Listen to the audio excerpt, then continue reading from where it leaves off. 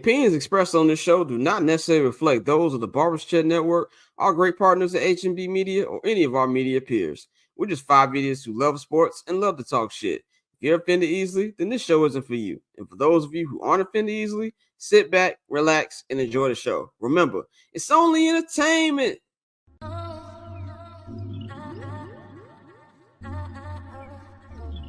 So cool. Triple double hat trick, I know the code too. Ice trade, go for trade, yeah we cold too. Getting paper on these player haters, old news, money on the other line, so I'm not gonna hold you. Money on the other line, so I'm not gonna hold you. Money on the other line, so I'm not gonna hold you. Money on the other line, so I'm not gonna hold you. Money on the other line, so I'm not gonna hold. My agent just said we made 100 flat. Make it back and make it stack, this like no Steven Jack. Put my rings up in the camera like I needed that. Up in the air and at the rim is where I meet them at.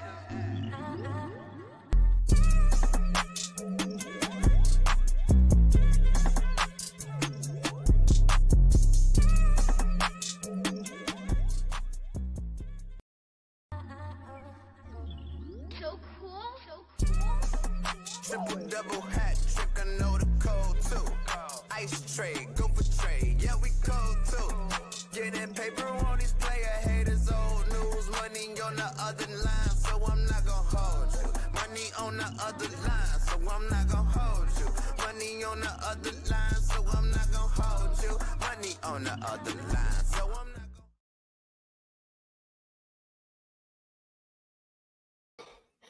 Ladies and gentlemen, what's going on, man? It's your boy Scott here. Welcome to another edition of I'm Not Gonna Hold You. It is Friday, December 13th, 2024, man. This is the second to last show of the year. We have no show on Monday, so we'll be back next Friday for the final episode of the year.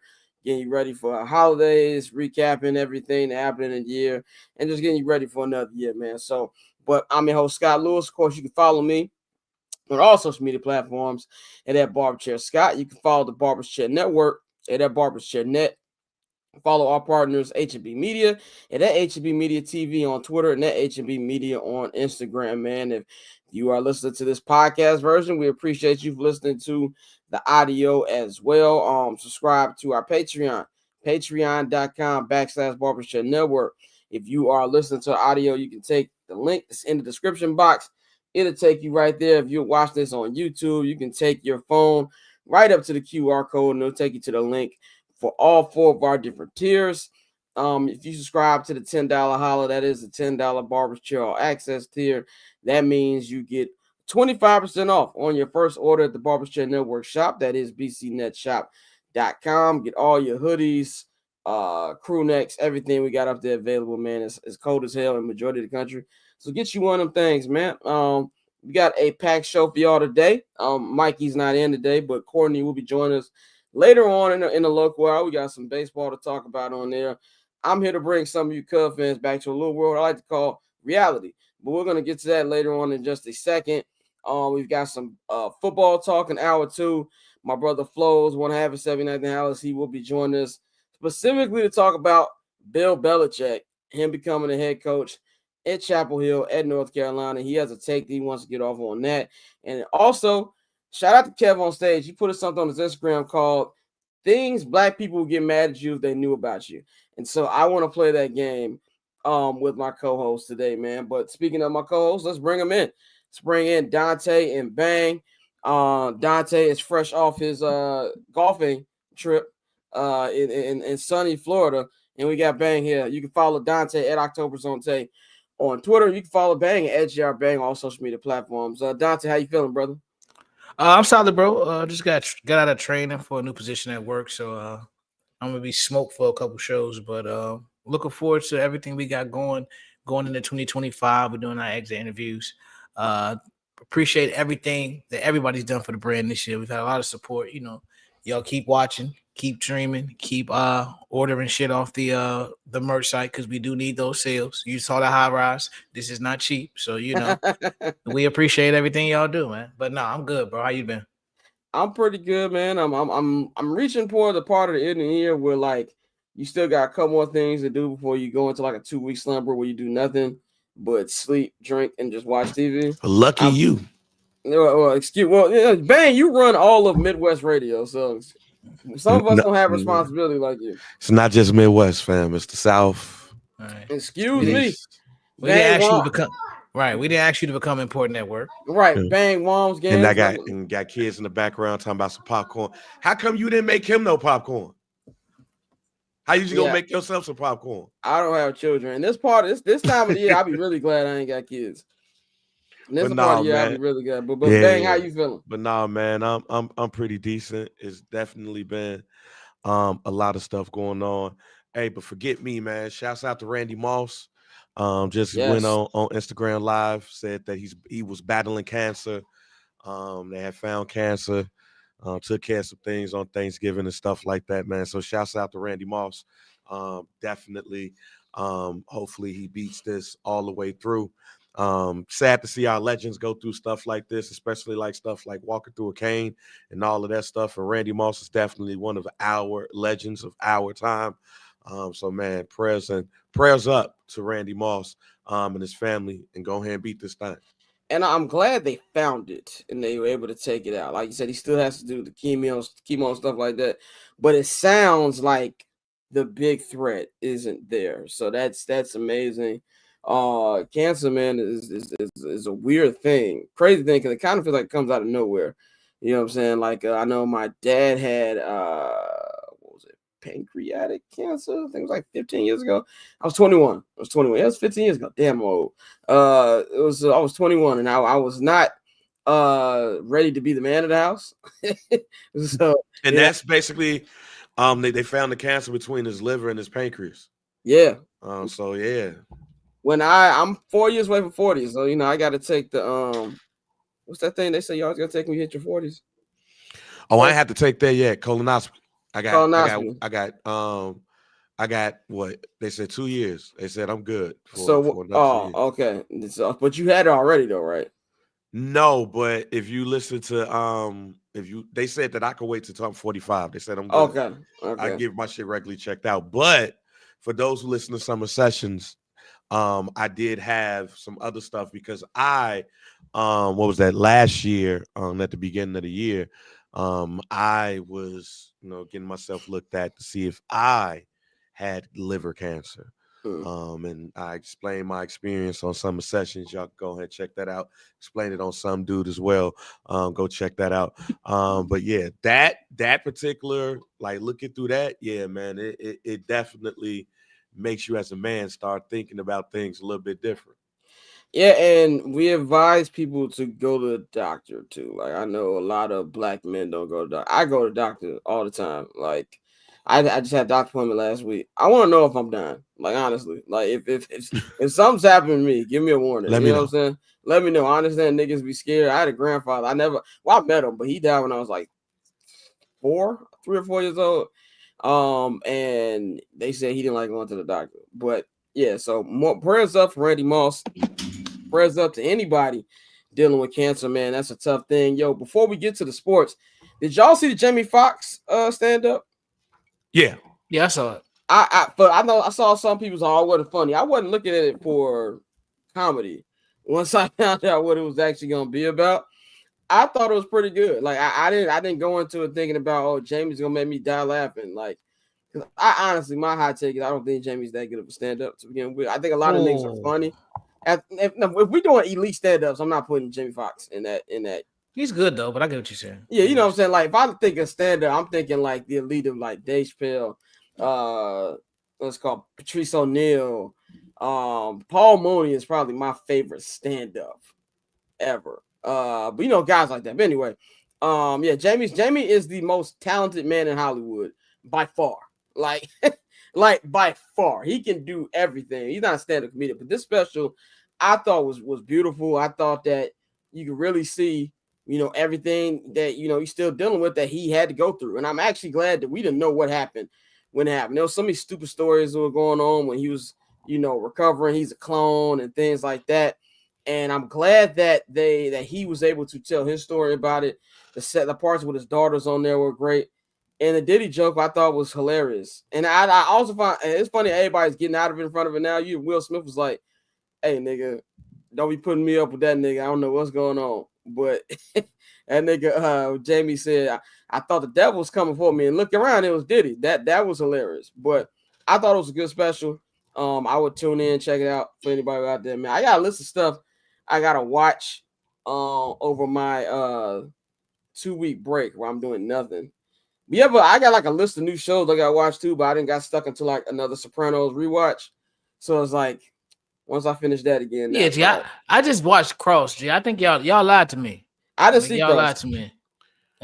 Don't waste your time. But I mean, everybody was telling me how good it was. It was all right, but after about 4 episodes, it got pretty predictable. So this is not to be racist against my own kind. In Orlando, shut the fuck up before you even say anything. But there's good and there's black people good. Oh yeah, speak on it. There's good, there's black people good. There's good and there's nigga good. Good is all right, man. This shit, everybody gonna watch it. Boom, boom, boom. Nigga good is like, that shit good, because that's one of the niggas. But and that's what Cross is. Like Cross is, hey man, I'm proud to see a brother got a spot, starring role. There's a lot of niggas in here. So is it like a bad script?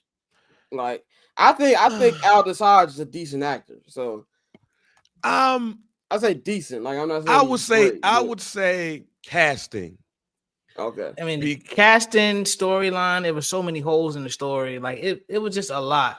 Yeah. And like, don't get me wrong, we love a Sherlock Holmes, but like some of the shit he was doing, it's like, all right, bro, this is all right, nigga. Because Morgan Freeman was Alex Cross at one time. Wasn't Tyler Perry Alex Cross at one time? Yeah, that's the same Alex Cross. Like Along Came a Spider, and that other movie that Morgan Freeman did. That's Alex Cross. Shout out to Bobby, man. Shout out to Bobby because I love comments like that because I pay attention to stuff like that. I really do. I pay attention to lighting. I pay attention to everything. People actually don't like watching movie and TV with me because I worked in a movie studio. So I be peeping stuff that nobody else be peeping. I'm like, I don't like that. I'm like, oh, this CGI is trash. And the average person be like, nigga, shut up. But like I look at stuff like that. So I appreciate the lighting comment because that would throw me off completely. Some shows and movies are properly lit, some aren't. So I heard the Lioness show is great though. Yeah, I'm gonna watch that this weekend. I hope it's not black people good because Zoe Saldana, like she don't really like.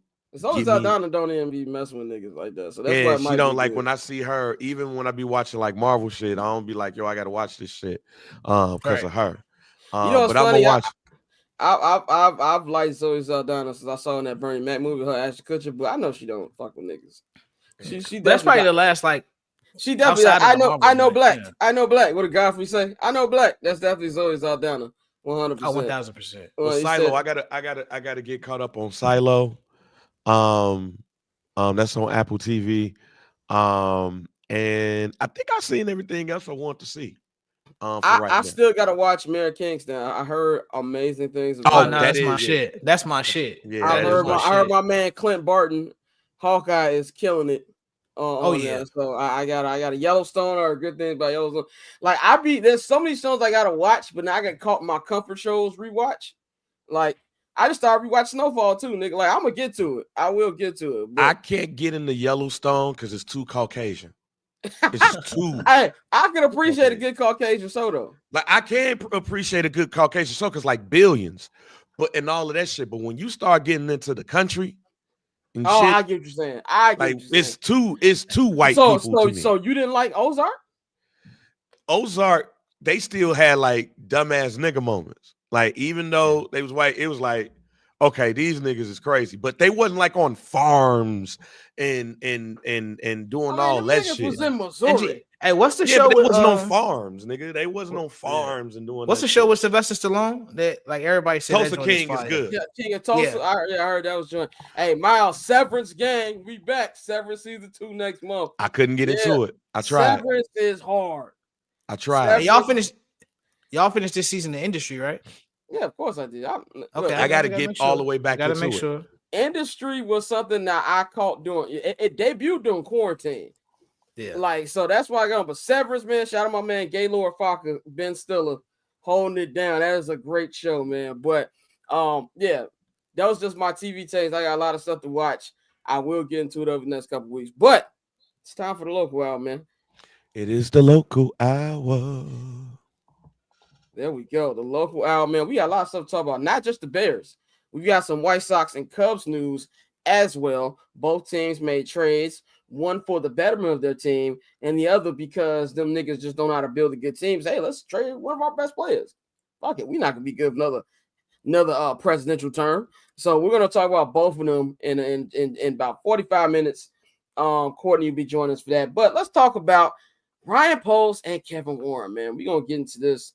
I kind of feel like everything is telling us right now, and there's some beef between these two niggas. We saw Sylvie say on Waddle and Sylvie last week that Ryan Poles is upset because he kind of feels like he was blindsided a year ago when they hired Kevin Warren to be president. And when he originally signed with the Bears, the thing that stood out to him that he loved was that he only had to report to George McCaskey and not report to anybody else. Then they hired Kevo. Now you got to report to Kevo. Now there's kind of been a little bit of tension there. Kevin Warren doesn't want to he wants to shake things up, and that he's not 100% happy with the job that Ryan Poles has been doing.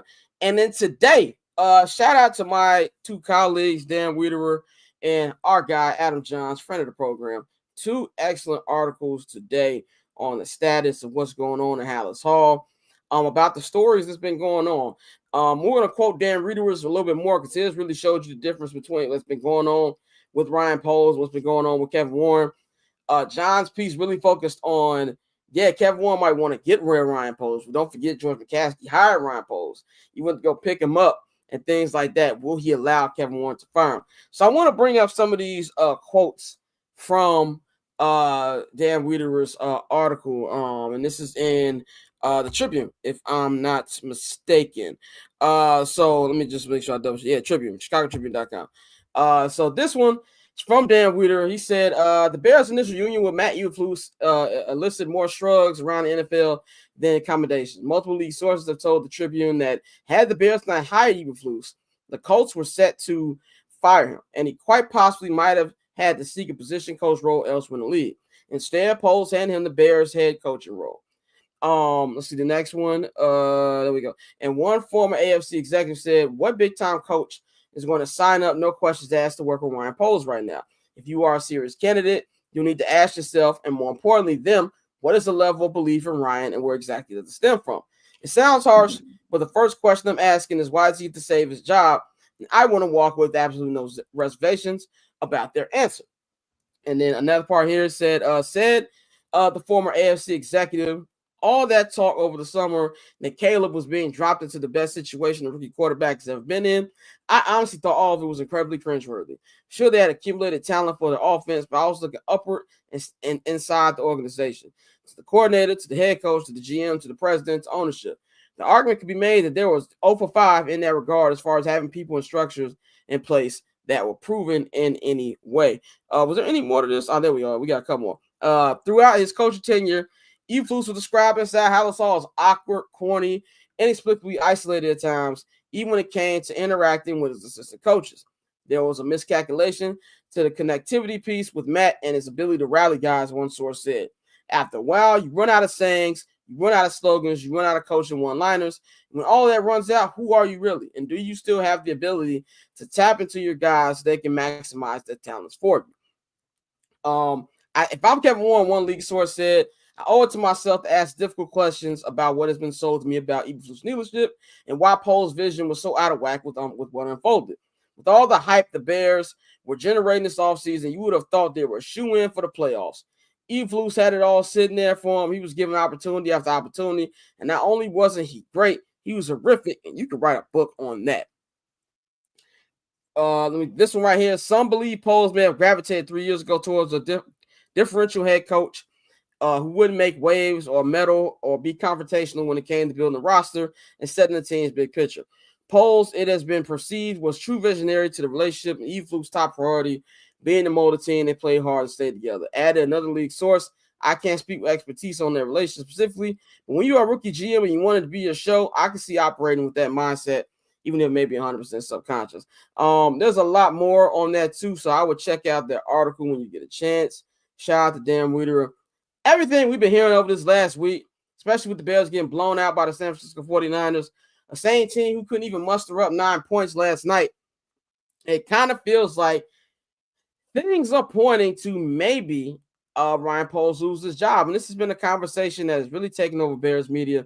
And I look at it like this, man. I've said before, I don't think Ryan Poles has done a quote-unquote bad job. I think he's done some good things, some really good things.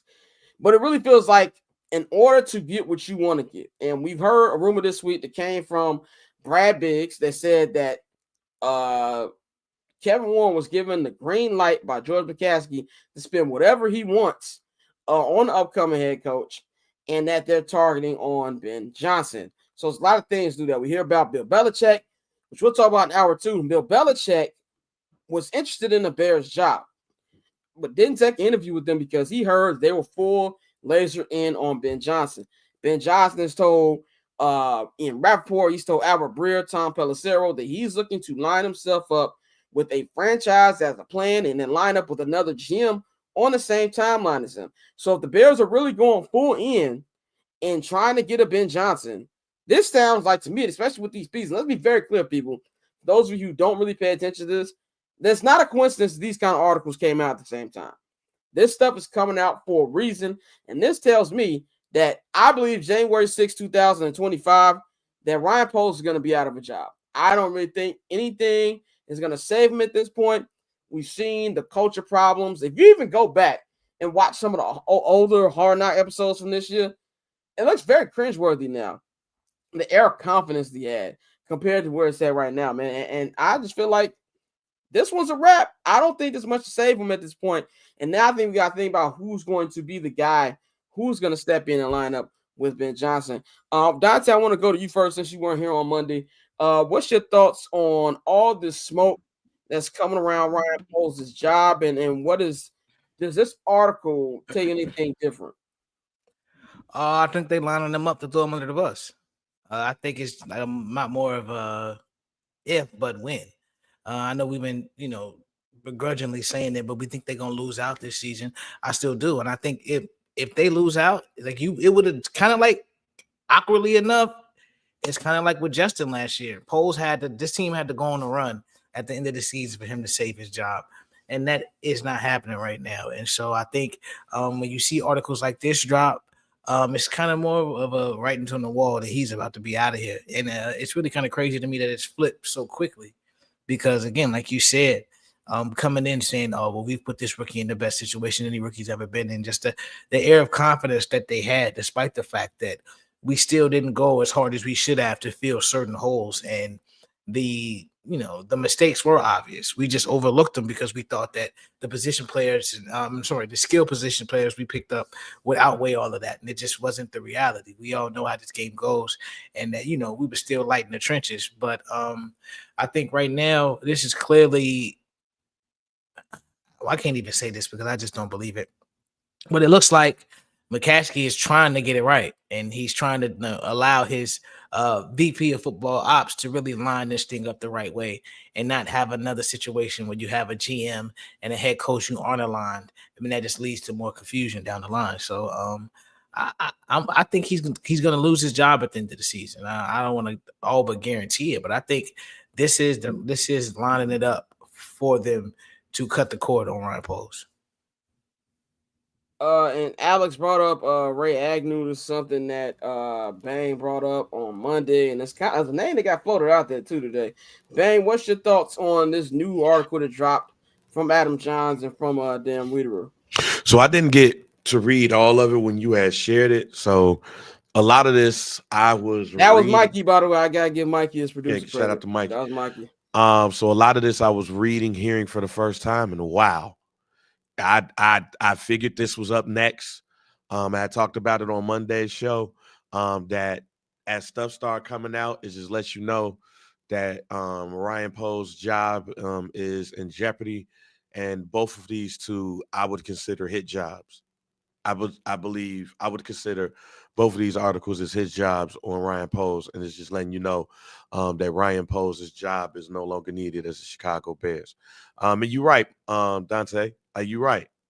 It's what do the white people say? It's apropos that that this would be happening to Ryan Poles after what happened with Justin Fields.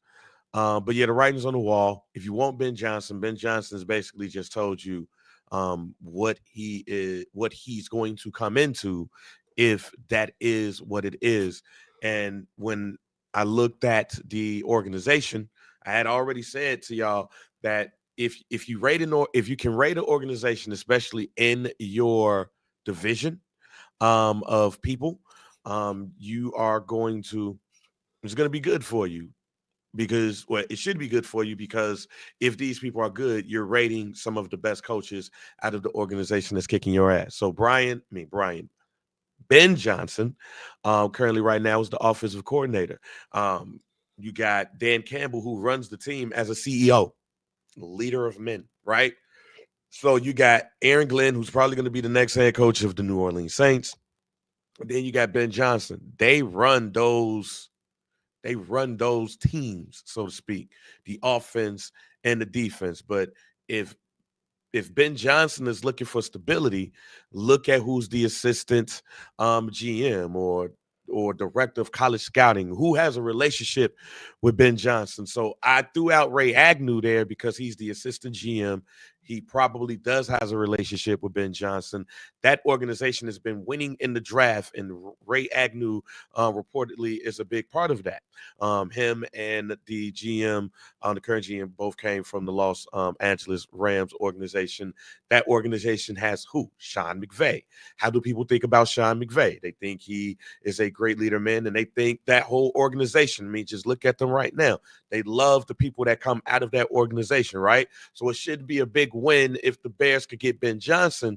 But I believe that the only way that you could get Ben Johnson or Mike Vrabel or any big name coach, Ryan Poles can't be there. He just can't. Yeah. The only way Ryan Poles, I'll even give you this prediction. If Ryan Poles stay, the next head coach of the Chicago Bears is going to be Joe Brady.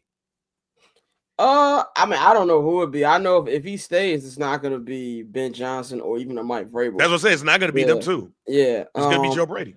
This is good one right here, Alex. Bill Zimmerman has some good points. Yeah, Robert Salah, same age as Ben Johnson. Robert Salah is a defensive coordinator. You can 100% sell me on. I want to go to the next topic. All this is involved in one thing, but Brad Biggs, and I gotta say that when there's certain people in the Chicago sports media, mainly with the Bears beat, I don't know how they move with the Bulls and other teams, but I know the go-to guys in Bears media. Dan Wieder's article was just great journalism, really, really good, really, really informative. I really, really listen when Brad Biggs speaks. I really, really listen when Adam Johns speaks. And also, Reader were getting involved in the same kind of storytelling. It's telling me that all this is lining up. You know what I'm saying? Because I wouldn't call Dan like a scoop guy, but this was some scoops in there, which is telling me that this is all probably going to happen. And but Brad says in his article, I think it was Monday or Tuesday, that Kevin Warren has gotten a green light from George McCaskey to spend whatever it takes to get a head coach. And so now they're focusing, I believe everything we're hearing, Belichick's camp said that the Bears are focused on Ben Johnson, and that's why they even though Belichick was interested in the Bears job, that never even happened because they're zoned in on him. I know a lot of people have been bringing up Mike Vrabel. Cap has like a hard on for Mike Vrabel. I'm not mad at Mike Vrabel. He's not on the top of my list just because I've said it before. I want an offensive head coach. I think that eliminates a lot of times for the Bears not to mess it up because you have to get the head coach right, and then you have to get the offensive coordinator right. And let's just say you actually get the offensive coordinator right. He does really well. He leaves. Now you got to get another offensive coordinator for your quarterback. I would like to have it to be where Ben Johnson isn't just offensive coordinator or play caller. He's play calling his offense. This is not like a Matt Nagy. That's why a lot of people bring in Matt Nagy. Who's going to be next Matt Nagy? Matt Nagy didn't call his own offense. Matt Nagy only called plays for like 2 games in Kansas City. Like, we all know the real offensive coordinator in Kansas City is Andy Reid. So that was a different situation. You can't even begin to compare it to Trestman. It's an offensive lead, and that's what I personally would want. I don't really care about the leader of men thing is terrible to me. I don't really care about that. You can be a silent, cool, calm, and collected guy and still be a leader of men. I don't think anybody says that Mike McDaniel is a bad leader. I don't think anybody says Kyle Shanahan is a bad leader. Like, Sean McVay is more talkative than Kyle, but I wouldn't look at him as like a Vrabel, type of fuck off type attitude type of guy. Like, you can be a leader through that way too. So that to me would make more sense. From what I'm hearing from everybody, it sounds like Ben Johnson is a clear favorite. And that doesn't mean they're not going to interview people. You're going to hear a lot of names thrown out over these next 6 weeks, Bears fans. Don't get too high. Don't get too low. Ben Johnson is number one on my list. And I really like what I'm hearing, that they're gonna throw some money at him, and that they're also going to get rid of Ryan Poles, which I believe at that point, we don't know how it's going to play out. He's never been a head coach before. So it's a toss-up. But that's honestly any head coach. And that to me right there is something that I would love to be lined up with. Add Caleb with the Ben Johnson over there. Dante, what do you think about what Brad Biggs is saying? Do you believe that it's true that Warren is getting the green light here? Like anything with the Bears, I believe it when I see it. Like I love what I'm hearing, but I just gotta see it. I just gotta see it. You would think that with the talent like Caleb and what you've seen so far, you would want to move that route and try to put him in the best position. But like we've said time and time again on this show with this franchise, you got to see it first. We tend to make the wrong hire, and like in the short term, we'll see it and be like, "Damn, okay, we cook them with fire," especially these last few years. But it just hasn't been the case. So, I would hope so. I would hope that McCaskey, you see this, and again, like I said, I would hope that losing the way we lost on Thanksgiving in Detroit with a team that historically used to beat, and now you've seen them turn the corner and completely flip that franchise. Like, that would have sparked something within the McCaskey family. But I just got to see it, bro. But I agree that Ben probably is the way to go, even though, like I said, we've had our chances with hot shot coordinators with the Adam Gase and all those other guys, and it just didn't work out. So I think this time with Ben, you have to, like I said, we have to align him with the right general manager, because as Orlando has said a lot, that O-line ain't coming with him. So it's some things we have to fix, and that has to be done right. But if he actually has been given the green light, you got to go all in, bro. I think Ben Johnson, and the fact that he already has a team, well, not a team, but his coordinators and things already in place. It seems like this would be a smooth transition. Is something that would be very important for Caleb. Because I don't want you to go and hire a coach and then you got to go do more digging for everything else.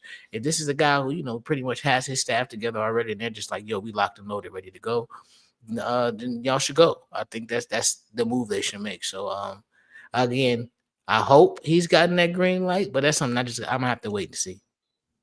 Bang, what's your take on this? Do you believe it? You could get the green light all you want to. That don't mean niggas gonna come. So I mean, do I believe it? Yeah, I believe it, because for the last 3 years, the Bears have been the laughingstock of the NFL. And at some point, niggas like, yo, we nah. Niggas are getting embarrassed into spending money. That don't mean that people gonna take your money. And I think that's the biggest thing about all of this. Just because you have the money to spend, that don't mean that Ben Johnson is going to come, because Ben Johnson is going to look at everything, and Ben Johnson is probably going to be like, still, I got to deal with y'all old asses. And especially, let's say, for instance, let's look at a position that I noticed that people have been talking about a lot, even though I don't think is going to be a change. If the Cincinnati Bengals fire Zach Taylor, Ben Johnson is not going to Chicago. He's taking his ass over. Hold on. I got to challenge that. Them niggas cheaper than the Bears. No, I know they're cheaper than the Bears. What I'm saying is that I don't think Ben Johnson is a person that's that damn worried about money. I think Ben Johnson is the type that's looking at the situation, and he's looking at the team and how quickly he can win. The Bears got all of that shit, but they still are the Bears organization. And right now, over these last couple of years, who've won more? The Cincinnati I still Bengals. don't think Cincinnati's looked at like that. Like they didn't even want to play Jamar, and I think one of them niggas gonna walk this shit. This thing. I'm calling Ben Johnson's bluff. I'm calling Ben Johnson's bluff. That's what I'm saying, Scott. That's what I'm saying. If another team, if another position or another job opens, and Ben Johnson look at that, and no matter what, I could win quicker with that team, he's going to that team. If that nigga could have got a whole bunch of bread to go to the damn Carolina Panthers last year. He said no. What's so different than the Carolina Panthers and the Chicago Bears at this point? It's not much difference. I think it's a lot different. It's not that much different because I'm both pretty of low them, on the Bears, but I think both of them are the laughingstock of the NFL right now. This thing, both of them got a number one pick. That's the quarterback right now. Both of them, one got a young coach that's right now that's better than the one that we had that's right there. They both gonna have a little bit of bread. What I'm telling you right now is I would like Ben Johnson to come here too. I just don't think throwing a whole bunch of money at him is going to bring him here. So that's what I'm saying. This is why I'm calling a Ben. I don't buy the outstanding Detroit thing whatsoever. I don't buy it. I don't know any nigga who just stay offensive coordinator. I know it sounds good. I don't believe it. I know a couple. I don't buy it for one. He can sell that bullshit to somebody. Believe it. I don't believe them niggas still winning. Watch. I don't buy it in the slightest. And number two, I'm not saying the Bears are the best job out there. I do believe that the view of the Bears right now is very, very low. But I still think it's a very good job. Now, I have no faith in them getting it right to actually see it. I'm not giving them the benefit of that at all. I'm the Bengals. I'm just not buying as somebody who's just gonna run the Bengals because they cheap, and then they're gonna need a GM too. I don't think they're gonna keep their GM if they're gonna get So again, tell me what's the difference between the Bears right now? Everything we're talking about with the Bears has never done. They've never done all this. We gonna throw money at people. They ain't never thrown. And the Bengals ain't never thrown no money in the ball either. That's what I'm saying. So I'm gonna ask you again. What's so different than the Bears and the Bengals? The Bengals still have better players than the Bears. They still have a better future than the Bears. I don't care who the quarterback is. I think they have a better. Obviously, they got the better player because Joe Burrow has been able on the Bears roster, but they also play in the AFC. I think that's an easier road than the NFC. You still got to roll with Patrick Mahomes for the next decade. I'm not got to run with this damn NFC North. He know what they got over there. But that's not a long-term thing I'm worried about. I'm not worried about Jared Goff, Sam Darnold, and Jordan Love on a long term. About him. And Ben Johnson probably also knows I'm the reason Detroit is good. That's you take him away. What is Detroit? And at the end of the day, we can't say that though. We can't say that. That's what I'm saying. We can't say that, and we can't say that. And not only can we not say that, it is still the Bears organization. This ain't even about the Bears will fuck it up. This ain't even about the Bears will fuck it up. This is literally about a coach that's currently looking at the landscape. And yes, they got Caleb Williams. Yes, they got Roma Dunze. Yes, they got some of these players. But it's also the organization that's historically been in a rut. I'm disagreeing with the Bengals part. I'm not disagreeing that. You misread that whole thing. I said if the Bears and the Bengals was open, he's not coming here. It's more attractive to go over there with something that's damn near more ready made, because even still with the organization that them niggas have won. And if you feel like, hey, I might lose T. Higgins, they were supposed to lose T. Higgins last year. T. Higgins really not supposed to be there. T. Higgins not supposed to be there. But if you talking about me, if I'm looking at the Bengals and I'm looking at the Bears, and both of those are open, you goddamn right, because even still with that cheap ass organization, them niggas have been winning way more than the Bears. When we have this conversation, we got to understand that the Bears tax is the Bears tax And that Bears tax is looking way worse than any other team in the NFL right now. Because right now, the Bears and the situation that they had was supposed to be a great situation. And now it is one of the worst in the NFL. And part of the reason it is one of the worst in the NFL because them niggas in the front office literally have no fucking clue of what they're doing right now. So if I'm Ben Johnson, what makes this shit so attractive? Somebody tell me. I think it's Caleb Williams. I think that's what makes it more attractive. And Joe is great. I'm a Joe Burrow nigga. Like I said, Joe Burrow outside of Mahomes is the best quarterback in the NFL. I think both are bonehead organizations. I think both have shit organizations. I just don't think if there's a choice between the two that he just automatically goes to Bengals. I don't think the organization is good enough for him to just jump over there. And we talk about T. Higgins, he's not supposed to be there, yes, but T. Higgins is still a big part of it. And also, you still got to pay Jamar. The price has gone up even way more than it did. He leads the league. You can trade, and the crazy thing is you could trade both of those players and get assets back. Who the fuck can you trade on the Chicago Bears to get assets back right now? They're also wide receivers. You're not getting too much. You can get them. You can. Nobody said. I did not say that you could get a 5-1s or anything like that. I said that you could get assets. They could get assets for those players too. The Bears, you can't get an asset for shit right now. And even, but fuck all that. Just what it boils down to. For as many flashes that you're not getting too first for a wide receiver. Yeah, that's you not. I hear you, but at the same time, bro, all other pieces aside, you know what Joe Burrow is. Caleb is still a project. Joe Burrow is not a project. You know Joe Burrow is going to be a top 3 quarterback in the league for the next 5 to 7 years, barring him getting hurt. Right now, So I think that's to Bang's point. If that does become available, it is very attractive. I agree. I hear what you're saying, but I'm saying. Yes, the quarterback 100%. But I think being in the AFC, which the Avengers of quarterbacks, it's not an easy road. You got to rebuild that defense. You got to rebuild that offensive line. They got a lot of holes too. I'm not saying that. What you think you got to do with the Bears? Same thing, but I think it's easier to do in the NFC than it is to do in the AFC. I think it's way easier to do. There's no juggernaut long term in the NFC. There's no juggernaut in the NFC who we 100% got to go through them niggas every year until he dies or retires.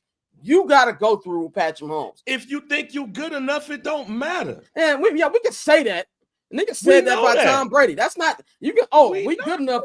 A lot of good niggas have lost to underachieving Patriots team, and that's gonna. We seen the same thing. And a lot of niggas that came to the Bears and not done shit. I hear you. I'm not buying the Cincinnati Bengals thing. I'm just not. Any other team, you got me. Bengals, I'm not rolling. Well, watch what happened when Joe Burrow. If that happens, if Joe Burrow. I don't think Zach Taylor's getting fired. I don't think he is. That's the whole point. That's why I was like, I don't even know why that is the discussion, because I just said if some shit like that open, but he ain't going nowhere. But that's the whole point that I'm making. There's other attractive places for this nigga to go instead of the Bears. I'm not saying the Bears are number one. I'm just not agreeing with the Bengals. That's the only thing. All I was saying in the first place is places like the Bengals, places like other spots that could be shit. Damn near the Jacksonville Jaguars is damn near more attractive than the Bears. I can buy the Jaguars because you can go to Jacksonville and just be under the radar. I'm saying, the whole point of what I was saying is, so what? You can open up the damn pocketbook. What the fuck does that matter with the Chicago? Oh, now we can open up the pocketbook. And yeah, nigga gonna come over there. That literally don't mean shit at this point right now, when everything above the goddamn head coaching spot right now is worse than damn near any. I hear all of that. I still think that Caleb Williams is the golden ticket. I hear all the stuff. I'm not shooting the Bears no bail. I'm not saying they're gonna get it right. I gotta see them get it right. All I'm saying is I don't believe that this is just a bottom of the road job. I just don't buy it. I don't buy it whatsoever. I don't. I think a lot of coaches look at this like, if you had anybody besides an idiot running this, it's a playoff team. That's just what I think. But let's move on to the Vikings Bears preview. And then we're gonna bring Courtney in. But we're gonna talk about Bears Vikings. They actually have a game this week. They are currently on a 7-game losing streak. They'll be heading to Minnesota to take on the Minnesota Vikings on Monday Night Football. It's the second time they're playing them. Of course, they lost. How did they lose this one? I almost forgot how they lost this one. How they lose this one to the Vikings? This wasn't the block field goal. No, that was the Packers. No. Caleb got him down to a field goal. We went to overtime and then we lost by a field goal. Yeah, they lost to overtime. Shout out to the kid. Yeah, they lost to overtime. That's what it was. They lost to overtime. But last time they played in Minnesota, Bears won last year on Monday Night Football. Justin Fields, DJ Moore had a big play in overtime over there. But yeah, man, I'm not picking the Bears for the rest of the season. I know I said on how many wins, whatever the game show we had. Where's the win that they were going to win to? I don't see that anymore. I think this locker room is broken. I think the Vikings really, really play well at home. Sam Darnold is looking for a big, big payday. Jordan Addis has been killing so much that we forget Justin Jefferson's on the team. Justin Jefferson had his first touchdown this past Sunday since October. That's how much Jordan Addis has been cooking. Aaron Jones has been good. That defense has been really, really good. And I really think this team is hoping that the Lions slip up and lose to the Buffalo Bills. And that opens up an opportunity for the Vikings to get a chance to win the division. Like, as great as Detroit has been, the gap between them and Minnesota, even Philadelphia, loss-wise, it's only a game. Anything can happen from here on out. They got to finish strong. I think it'll be a competitive game like the last one was. Vikings don't usually run away with the opponents. I think the Bears put up a fight, but like I said, I'm not picking the Bears. I'm going to Vikings in Monday Night Football. Vikings by a touchdown. Dante, how you see this one going? Same. Vikings by a touchdown. I think Caleb won't play bad, but I really think that the morale is just shot on this team. And so once again, and we said it after the Hail Mary. We said it after the Patriots lost, really. I just don't know what kind of effort you're going to get from this team. And if firing Matt Eberflus didn't put a spark in the team, I don't know what will. So at this point, I think they are going to lose. It's just a matter of, I'm going to say 7 right now. It might be 10 by the time the game starts on Sunday, but I'm going to say 7. The game starts on Monday. I'm sorry. Yeah, you're right. Monday. My bad. I got to the fine button too late, so I'm gonna let you slide this time. Go ahead, man. This is ass whooping. Like I don't foresee the Bears being close in any other game this season. So you think they're gonna get blown out? I don't see that either. Well, let me explain it to you why. Since you asked me, you still have an inexperienced coach going up against a more experienced coach, not only on the offensive side. But of course, on the defensive side, the Bears don't do well on the primetime games as well. And this time, these Bears are going up against the Minnesota Vikings in Minnesota, where the Minnesota Vikings are going to have every reason to play well. That team is broken. I think we are not really honing in on the fact that team is broken. So if that team is broken in that locker room, how do we think that they could keep up with a team like the Minnesota Vikings the way they're at right now? I think it's impossible for them to do that. That team really is not. They have not given up no good effort with Matt Eberflus. They didn't give up no good effort last week. And then that's also, like I said on Monday, I would have picked the San Francisco 49ers because you're going up against one of the better coaches in the NFL and one of the best play callers in the NFL. He's going up against that again, against 2 of them. He's going up against 2 coaches, 2 head coaches when you think about it. Thomas Brown is just going to be outmatched on that side of the ball. And Eric Washington is going to be outmatched on the defensive side of the ball. Yeah, they could go up in there and they could try to blitz all day long, but nah, I just don't see it. I have Minnesota by at least 14 points. That's not really a blowout, though. I said at least. I'm being nice. I think it'd be close to stupid division games, but I can't. Honestly, I can't. I'm trying to throw some light here, but you're probably right. I'm trying to stop doing that shit. Them motherfuckers ain't gonna win another game. Let's stop throwing light and be real. Look, it's the Bears, man. Something can happen. I want them to win for my sanity, man. I'm tired of watching loss. I'm sorry. Oh well, shit, you about to go crazy I'm for sorry. the rest of the year. I'm sorry. I'm not gonna get these niggas. I'm not letting these niggas. What they take? You need you need one of the pills because you're gonna need it. These previews used to be 15, 20 minutes. Now this is 5. That's all we had. I'm tired of talking about terrible Bears. Let's bring Courtney in here. Very rarely does she come on the local hour, but we got some baseball talk. Let's bring Courtney in. Courtney, how are you doing? I'm fantastic. Hold on, bang. Sing the music. What's that? It's the local. Is the local hour baseball edition. Happy to be here. Happy to be here, guys. Courtney, how you feeling? How you feeling heading into the weekend? I'm feeling like all I'm gonna be doing this weekend is working, but it's okay. Oh, okay. Well, you know, we like money. At least, like I said, at least you make some money. At least you make some money. Yeah. That's the only reason why I ever do anything. If I'm keeping it a buck. Oh man, motivation. Well, we bring you on here. We're gonna talk a little Chicago baseball. We got my brother joining in about 10 minutes. He has to take on Bill Belichick, and we're gonna play a little game called "Things That Black People Would Get Mad at You About If You Admit It." That we're gonna talk about. So Courtney brings positivity talking about the Cubs. I'm not bringing positivity. Today I realized how much I hate Cubs. Actually, that's the only positive for me. That's the only real positive outlook that I have right now is for the Cubs, because I really don't give a damn, and I don't have that much energy to talk about the White Sox. I don't either. That's why the White Sox are doing what the White Sox do, avoiding paying good players, exactly, and trading for prospects. Exactly. Speaking of that, Garrett Crochet got traded. You know what's funny about this? The Bulls, all these niggas suck. Bears, Bulls, White, all these niggas stink. The White Sox spent years trying to get something out of Garrett Crochet, just to when he finally gets good to trade this nigga. I don't want to hear about prospects. Michael Kopech was supposed to win multiple Cy Youngs. Yohan Moncada was literally number one on the prospects list like 6 years ago. I remember the ESPN.com piece when we was talking about, oh, he can be great. He just stopped eating Twinkies. I remember all that stuff. So I don't care about these actual prospects. But if you want to know who they traded him for, so Garrett Crochet says he has a big relief following the trade. But I had the trade details right. What happened?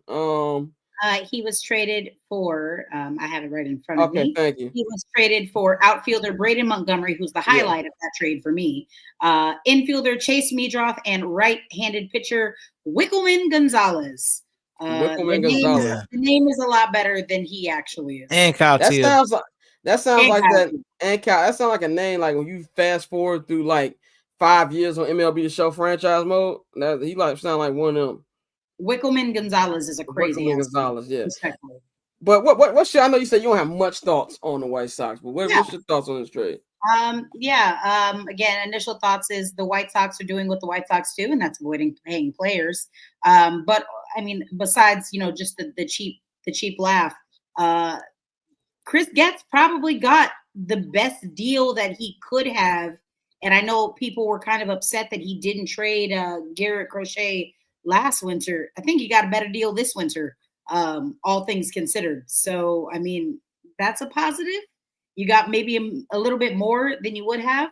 I always kind of like trading for catchers because if they don't pan out as a backstop, you can always kind of usually pivot them around in infield. And that's really what the White Sox need are some more quality infielders. And I know they have some left field issues. We'll unpack that as we get closer towards spring training. But I am really high on Braden Montgomery. I know that the White Sox, what I was reading is that the White Sox were actually really high on Braden Montgomery in the draft. But Braden Montgomery did injure his ankle in the Super Regionals when Texas A&M was playing, I think it was Oregon last year. So that is why he did fall. His draft stock did fall, and he got taken to 12 by the Red Sox. So, I mean, I think that I can't say that the future is looking bright on in Chicago, but I mean, they do be stacking some quality prospects. And Red Sox, they kind of had an abundance of riches right now. So it's not like they gave up, Garrett Crochet for nothing. They got some good guys back in return. The only one I'm a little uncertain of right now, like I said, is Wickelman Gonzalez, because he shows flashes. I looked at some of his videos and his stats, and he does show flashes of being, a quality starter. But then he also blows the fuck up sometimes, and that's the way baseball goes. But Dante, you are a resident White Sox fan since Mikey's not here today. We'll get to the Cubs in a minute, Orlando. Relax. Dante, what's your thoughts on this trade? I'm sick of this shit. I think once again, you're banking on a handful of prospects. And then my whole thing with trading for catchers, it's not like, and Mikey put it to us in the group chat and made a very good point. With Theo Epstein, he did it with shortstops. You stack shortstops because they're the most athletic person on the field 9 times out of 10, and you can bounce them around. What the Chicago White Sox have done for the past decade is try to stack catchers and first basemen and stick them places they shouldn't be. That's why we've seen Gavin Sheets in right field. That's why we've seen Andrew Vaughn can't find a place to play. And he's not that good at first base, but they finally stuck him there. Zach Collins, when we drafted him, you just traded for a catcher this season. Now you just traded for another catcher. Yep. So not only Corey Lee, you got Cuero too. So you got one in the minors that was actually pretty good. So you've just Cuero, I think Cuero is more ready. I think he's in AAA now. He's definitely closer to ready than Kyle Teal is. But the only upside here for the White Sox is that you actually have a guy in both of them that can run the bases, and it's not going to take fucking 4 dudes to get your catcher home. But there is no upside, especially because you pretty much acknowledge with this trade. With this trade, you said you're not winning for 3 or 4 years because, like you said, Braden, you just drafted him. The Red Sox actually had 2 prospects that were better and are closer to the big leagues, but they didn't even ask for them because we said we're not going to be good no time soon, so it's okay. We'll take more upside on this. And if I'm the Red Sox, I love it. Once again, thank you. I know Chris Sale did get hurt, but you just gave me another left-handed flamethrower, and Garrett turns into what we think he can be. I mean, you're talking about a potential Cy Young winner. So adding that in that stacked division, you've seen them making moves. You've seen, the arms race that we have in AL East right now. It was a great move for the Red Sox because you got this guy, and like I said, you kept your top 2 prospects, and now they can come up and contribute to the big league roster. So win for them, and it's like you said, the same old White Sox. Same old White Sox. That's why I told you and Mikey, the boat is going down. Get off the boat. I still got life raft, y'all niggas. Come on. Yeah, I would love Mikey to be here just so I could hear the copium, Yeah, Mikey, like, we know it's baseball. You can get lucky. No, nigga. No. It's a lot of luck. You can, right? Yeah. Like, that's kind of the name of the game, right? No, you gotta have people who should actually be in the major leagues on your roster to get. And like you said, I'm sure Mikey would have told us some amazing stat about Kyle Teal. Opening day lineup is gonna look like who the fuck is your lose 120 starting pitcher? Easily. Let's move on to the Northsiders who are enjoying themselves right now. A couple moves have happened over these last couple hours. First one, the biggest trade, they got Kyle Tucker, who was one of the best players in Major League Baseball, one of the best players on Astros last couple of years. He's getting traded now. He's got 1 more year on his contract. Remember, he is looking for a big payday coming up next season. He got traded to the Cubs for third baseman and first baseman Isaac Paredes. That's pronounced his last name. Isaac Paredes. Oh, it's not Isaac. It's Isaac. Isaac Paredes. Okay. Top third base prospect Cam Smith and right-handed pitcher Hayden Wesneski. Also a dog, but it was about time Houston. And just a couple minutes ago, Jeff Passan reported another deal. The Cubs have signed catcher Carson Kelly, who was on the Rangers last year, for 2 years, $11.5 million. And according to Orlando, who was according to Bruce Levine, said the Cubs are in serious talks with Seattle revolving around Luis Castillo and have talked to San Diego for Dylan Cease. Sounds like Jed Hoyer has a post. As I tweeted a couple hours ago, I initially didn't like the deal because I said, we all know the Cubs are not paying this nigga. He's going to be looking for $400 to $500 million easily next year.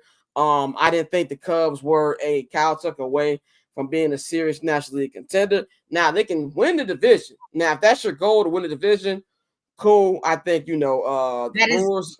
That's definitely the goal, Scott. Yeah, that's what it sounds like. You got this other catcher move. If they get Luis Castillo, if they get Cease, looks much better. I want to see the full plan before I give my full take on it. If because Chicago sports do this, where they'll make one trade and they don't do nothing else. So I got to see the full-on plan. But no, you can't shit on the type of player that Kyle Tucker is. He's incredible. I don't know what Houston's doing. And this is it's kind of like a whatever trade to me. Maybe they just really want to pay him. It kind of feels like to me that Houston is is kind of conceding a bit. Yeah, you know? Yeah. They're like they're trying to win with what retool. Yeah, it's not a rebuild for sure, but it's definitely a retool. And the Cubs, I hate to say it, it looks a little uneven on paper for a 1-year rental. But the Cubs won that trade. The Cubs won the trade. Does the other move and the potential moves change anything for you? How you feel about this trade?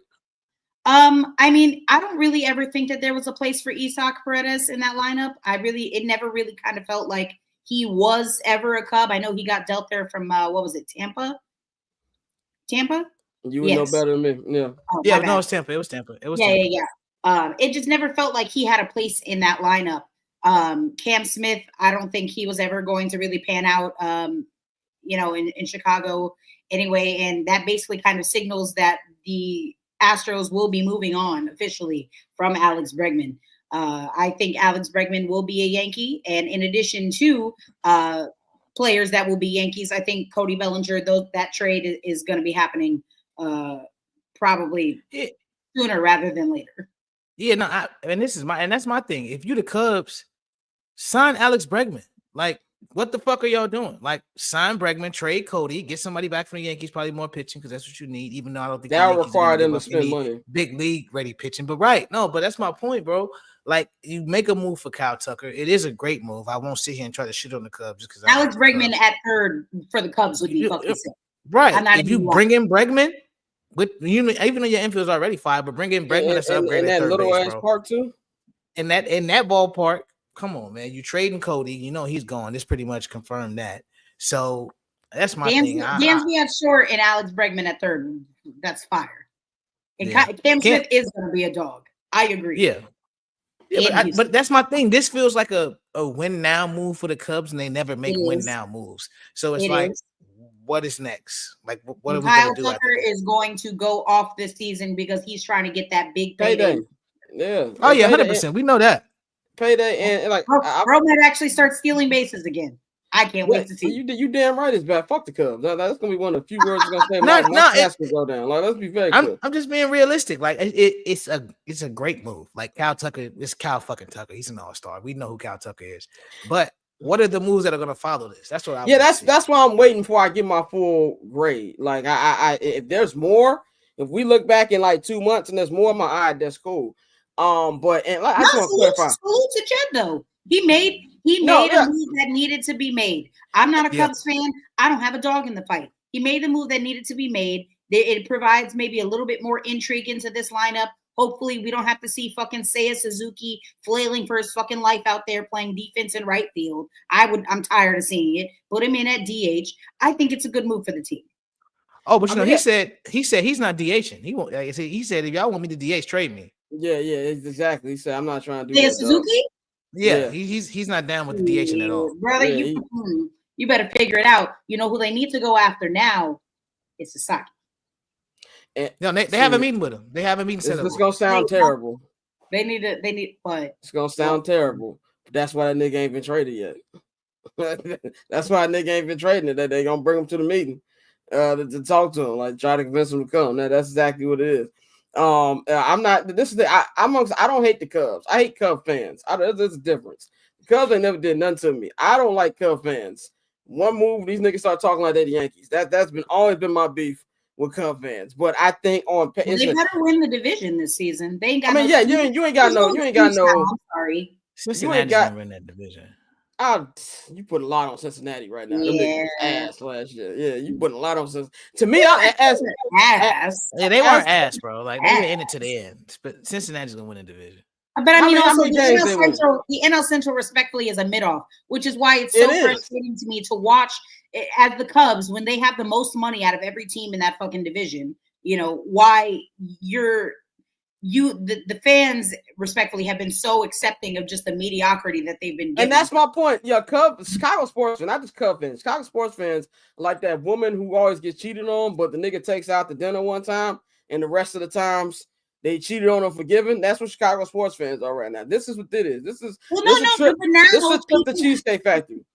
People now have the ability to get in respectfully because the Bears are so fucking bad. The Bulls are so fucking bad. The Blackhawks are so fucking bad. And now you got the Cubs whispering their sweet siren song. Come right, exactly. Me, you want to hear something crazy? You want to hear something crazy? Over the last 7 years, the White Sox have the most playoff wins in Chicago.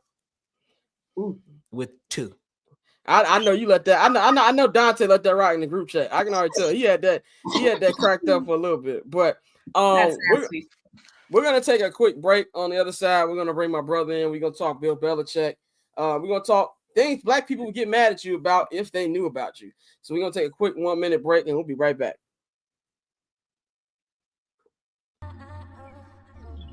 So cool.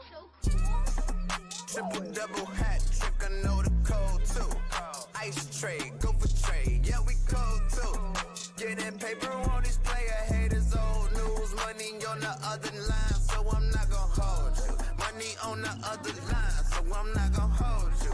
Money on the other line, so I'm not gonna hold you. Money on the other line, so I'm not gonna.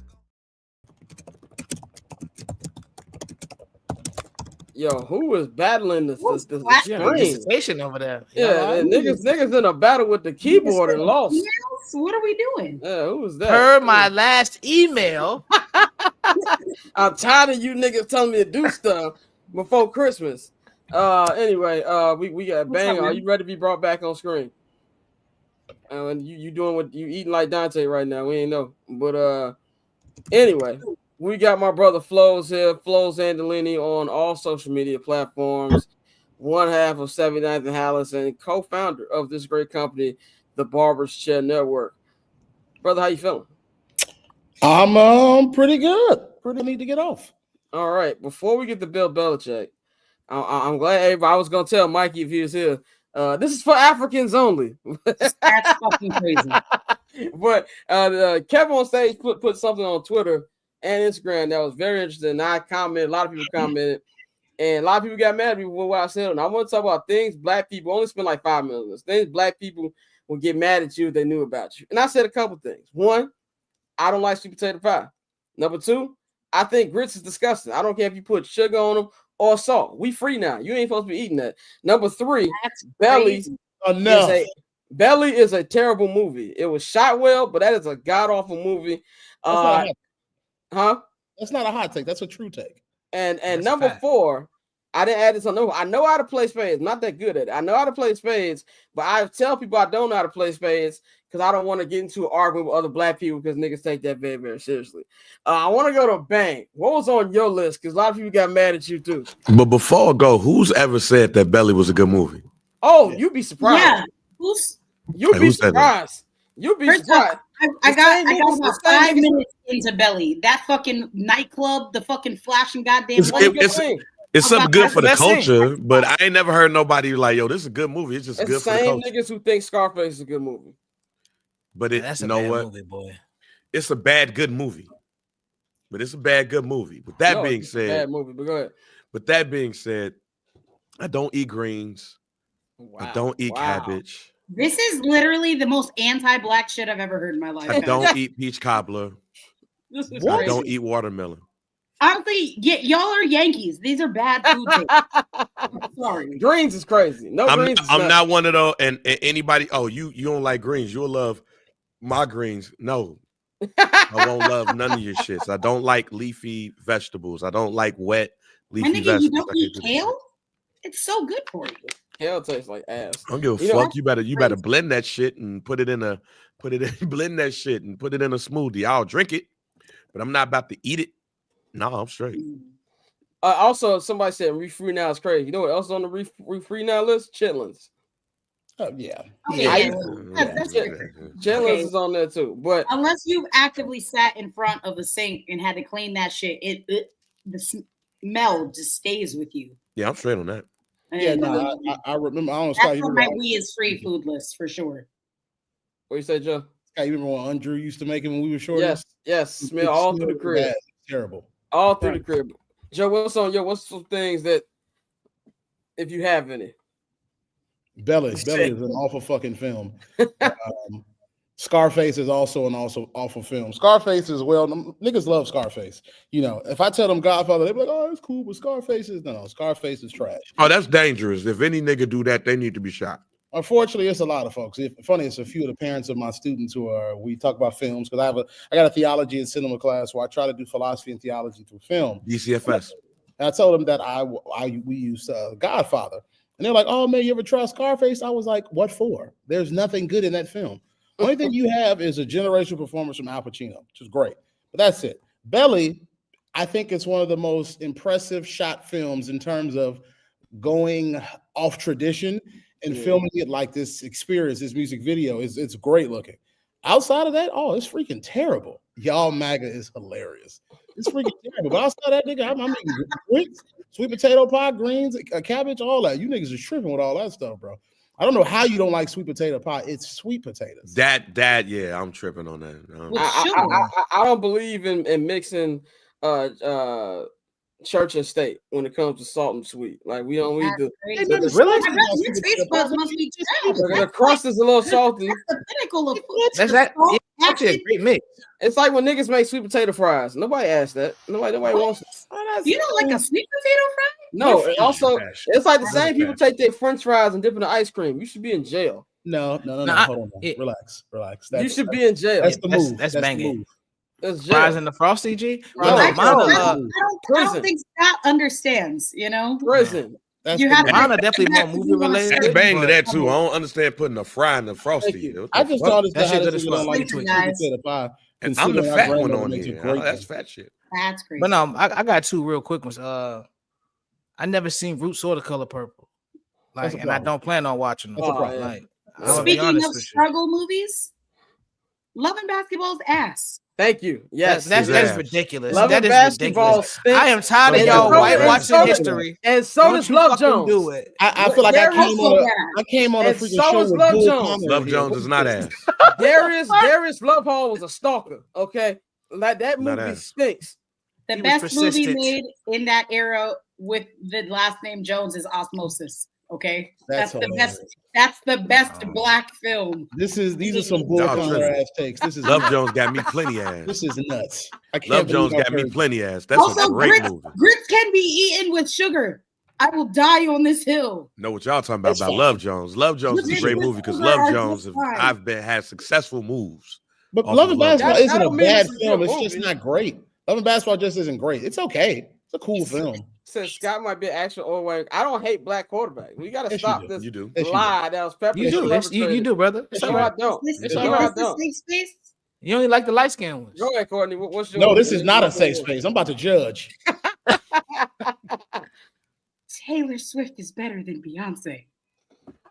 We didn't say. All right, thoughts and views expressed. Let's wrap this up. Now. Stop. Do not Stop right now. Views Stop right now. Of the four niggas on the stage right now. No, that was crazy. That was nuts. That was nuts. Subject now.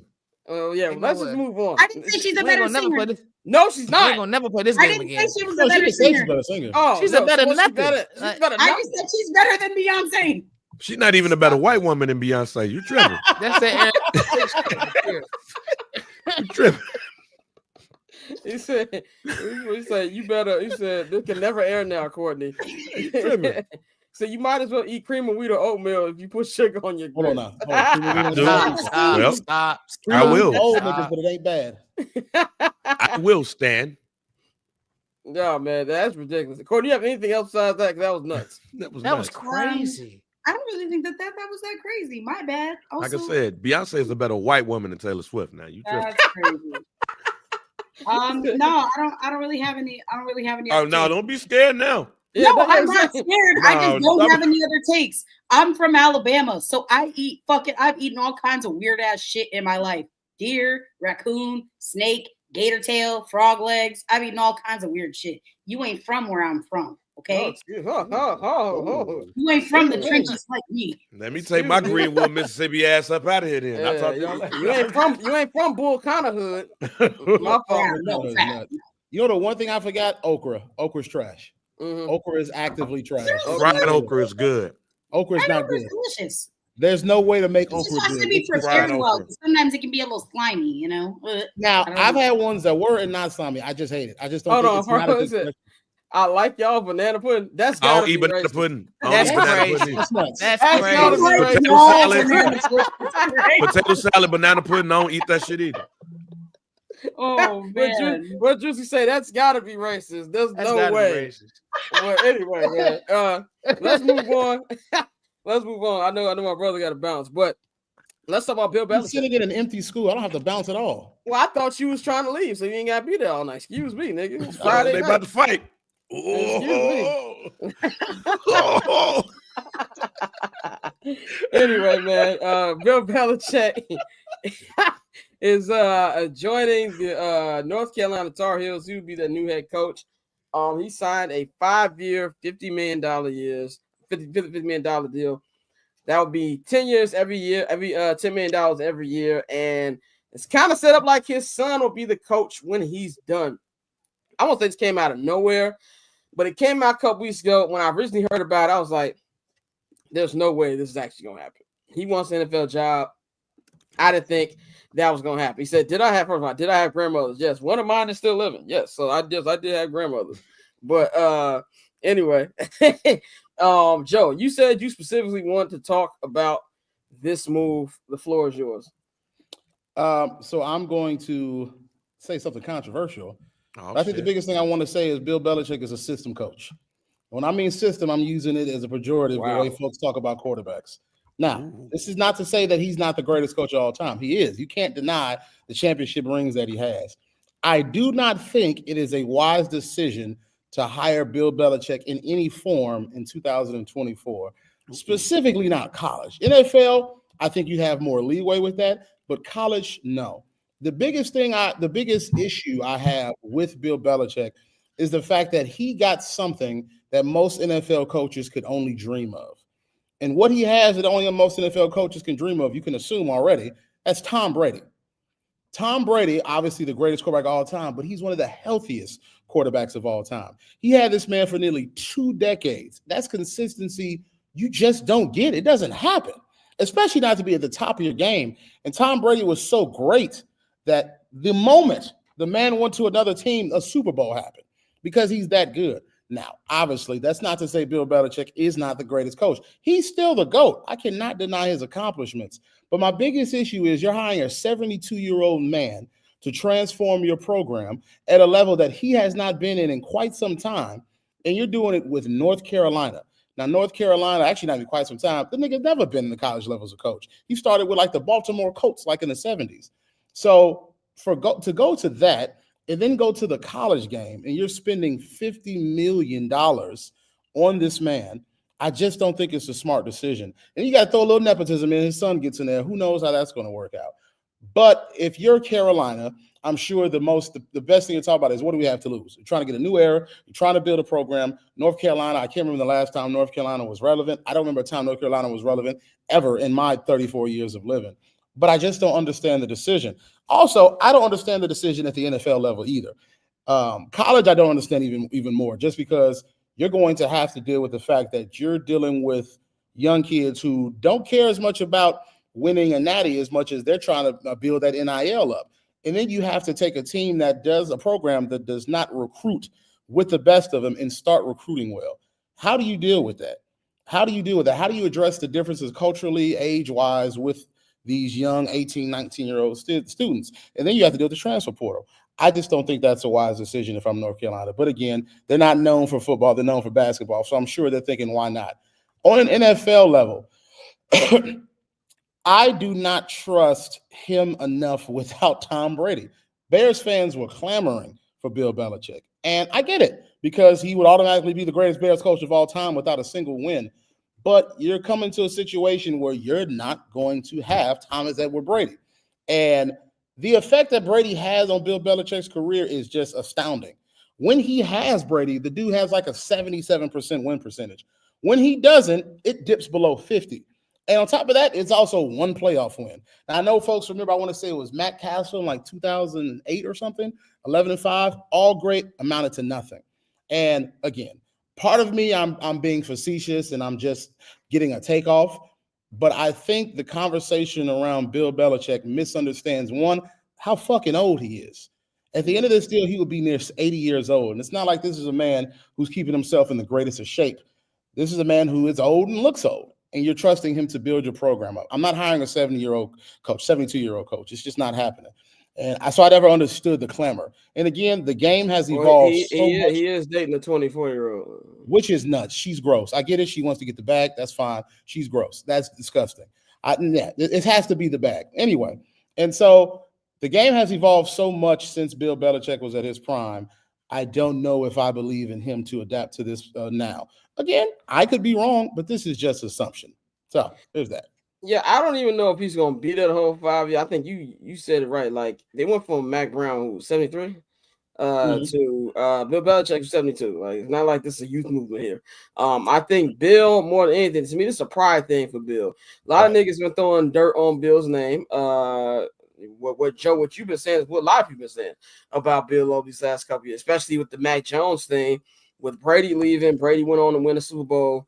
Stay in the playoffs in this couple of years in Tampa Bay, and the Patriots made one appearance in the playoffs, but they got dusted by the Buffalo Bills. And besides that, it was just been bad. And a lot of people been talking crazy about him. If you watch the Patriots documentary that Robert Kraft and Apple TV put together, it basically said, "Hey, me and Tom Brady won these, not you, Belichick, and you were bad in all these different facets. You want to keep a murderer on the team.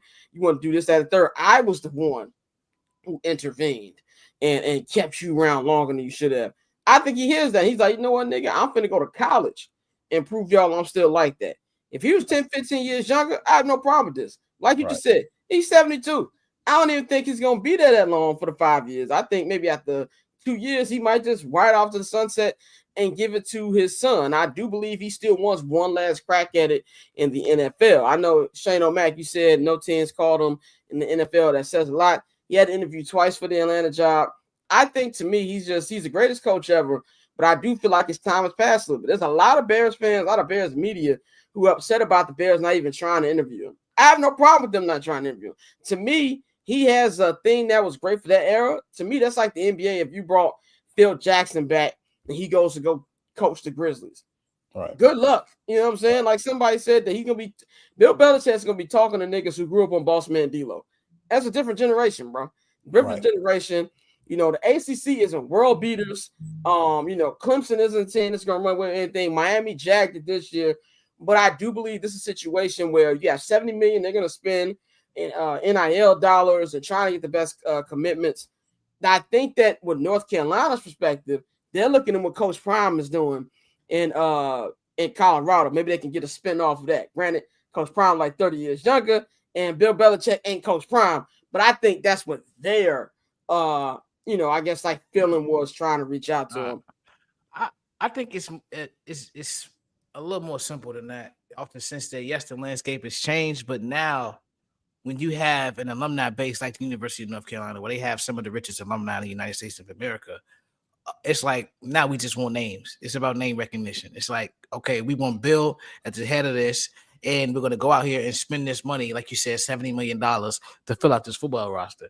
So I think for Bill Belichick, you're just looking at a man who is, I think some of the NFL shit is overstated. I think he's really just completing side quests in life at this point. His father was an assistant at University of North Carolina, and now it's the point where I can set my son up to be the head coach of North Carolina. So there probably was in the beginning some, salty feelings about not really getting real chances at, catching Don Shula and being, the most winningest coach of all time. But by many, he's already considered the greatest coach ever. So I think for Belichick, it's like, okay, I'm going to go back here. My dad was an assistant here. I'm going to be the head coach.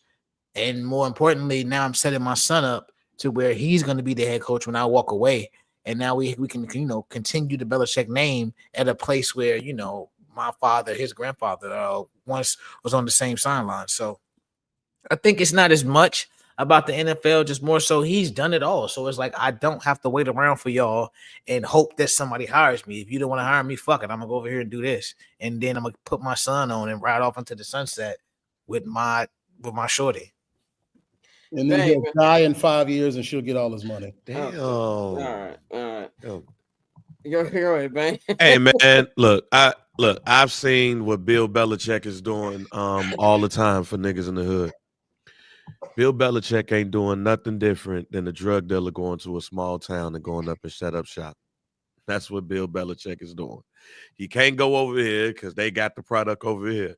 He can't go over there because they got the product over there. But I could go to this small town where they're going to give me everything I want, and I could go ahead and set up shop. Ain't nobody going to bother me. That's why he's going to North Carolina, ladies and gentlemen. He going over there, he taking over the block. As simple as that. He's just taking over the block. When you look at North Carolina, what is North Carolina going to not give him? Like he reportedly came through with a 400-page book of how to do this, do that. Man, whatever, fam. You ain't even got to do all that which shit. he said was cap. He said it was cap. But here's the thing. It don't even, that's what I'm saying. It don't even matter. You Bill Belichick going to a school that's a basketball school. It's a basketball school.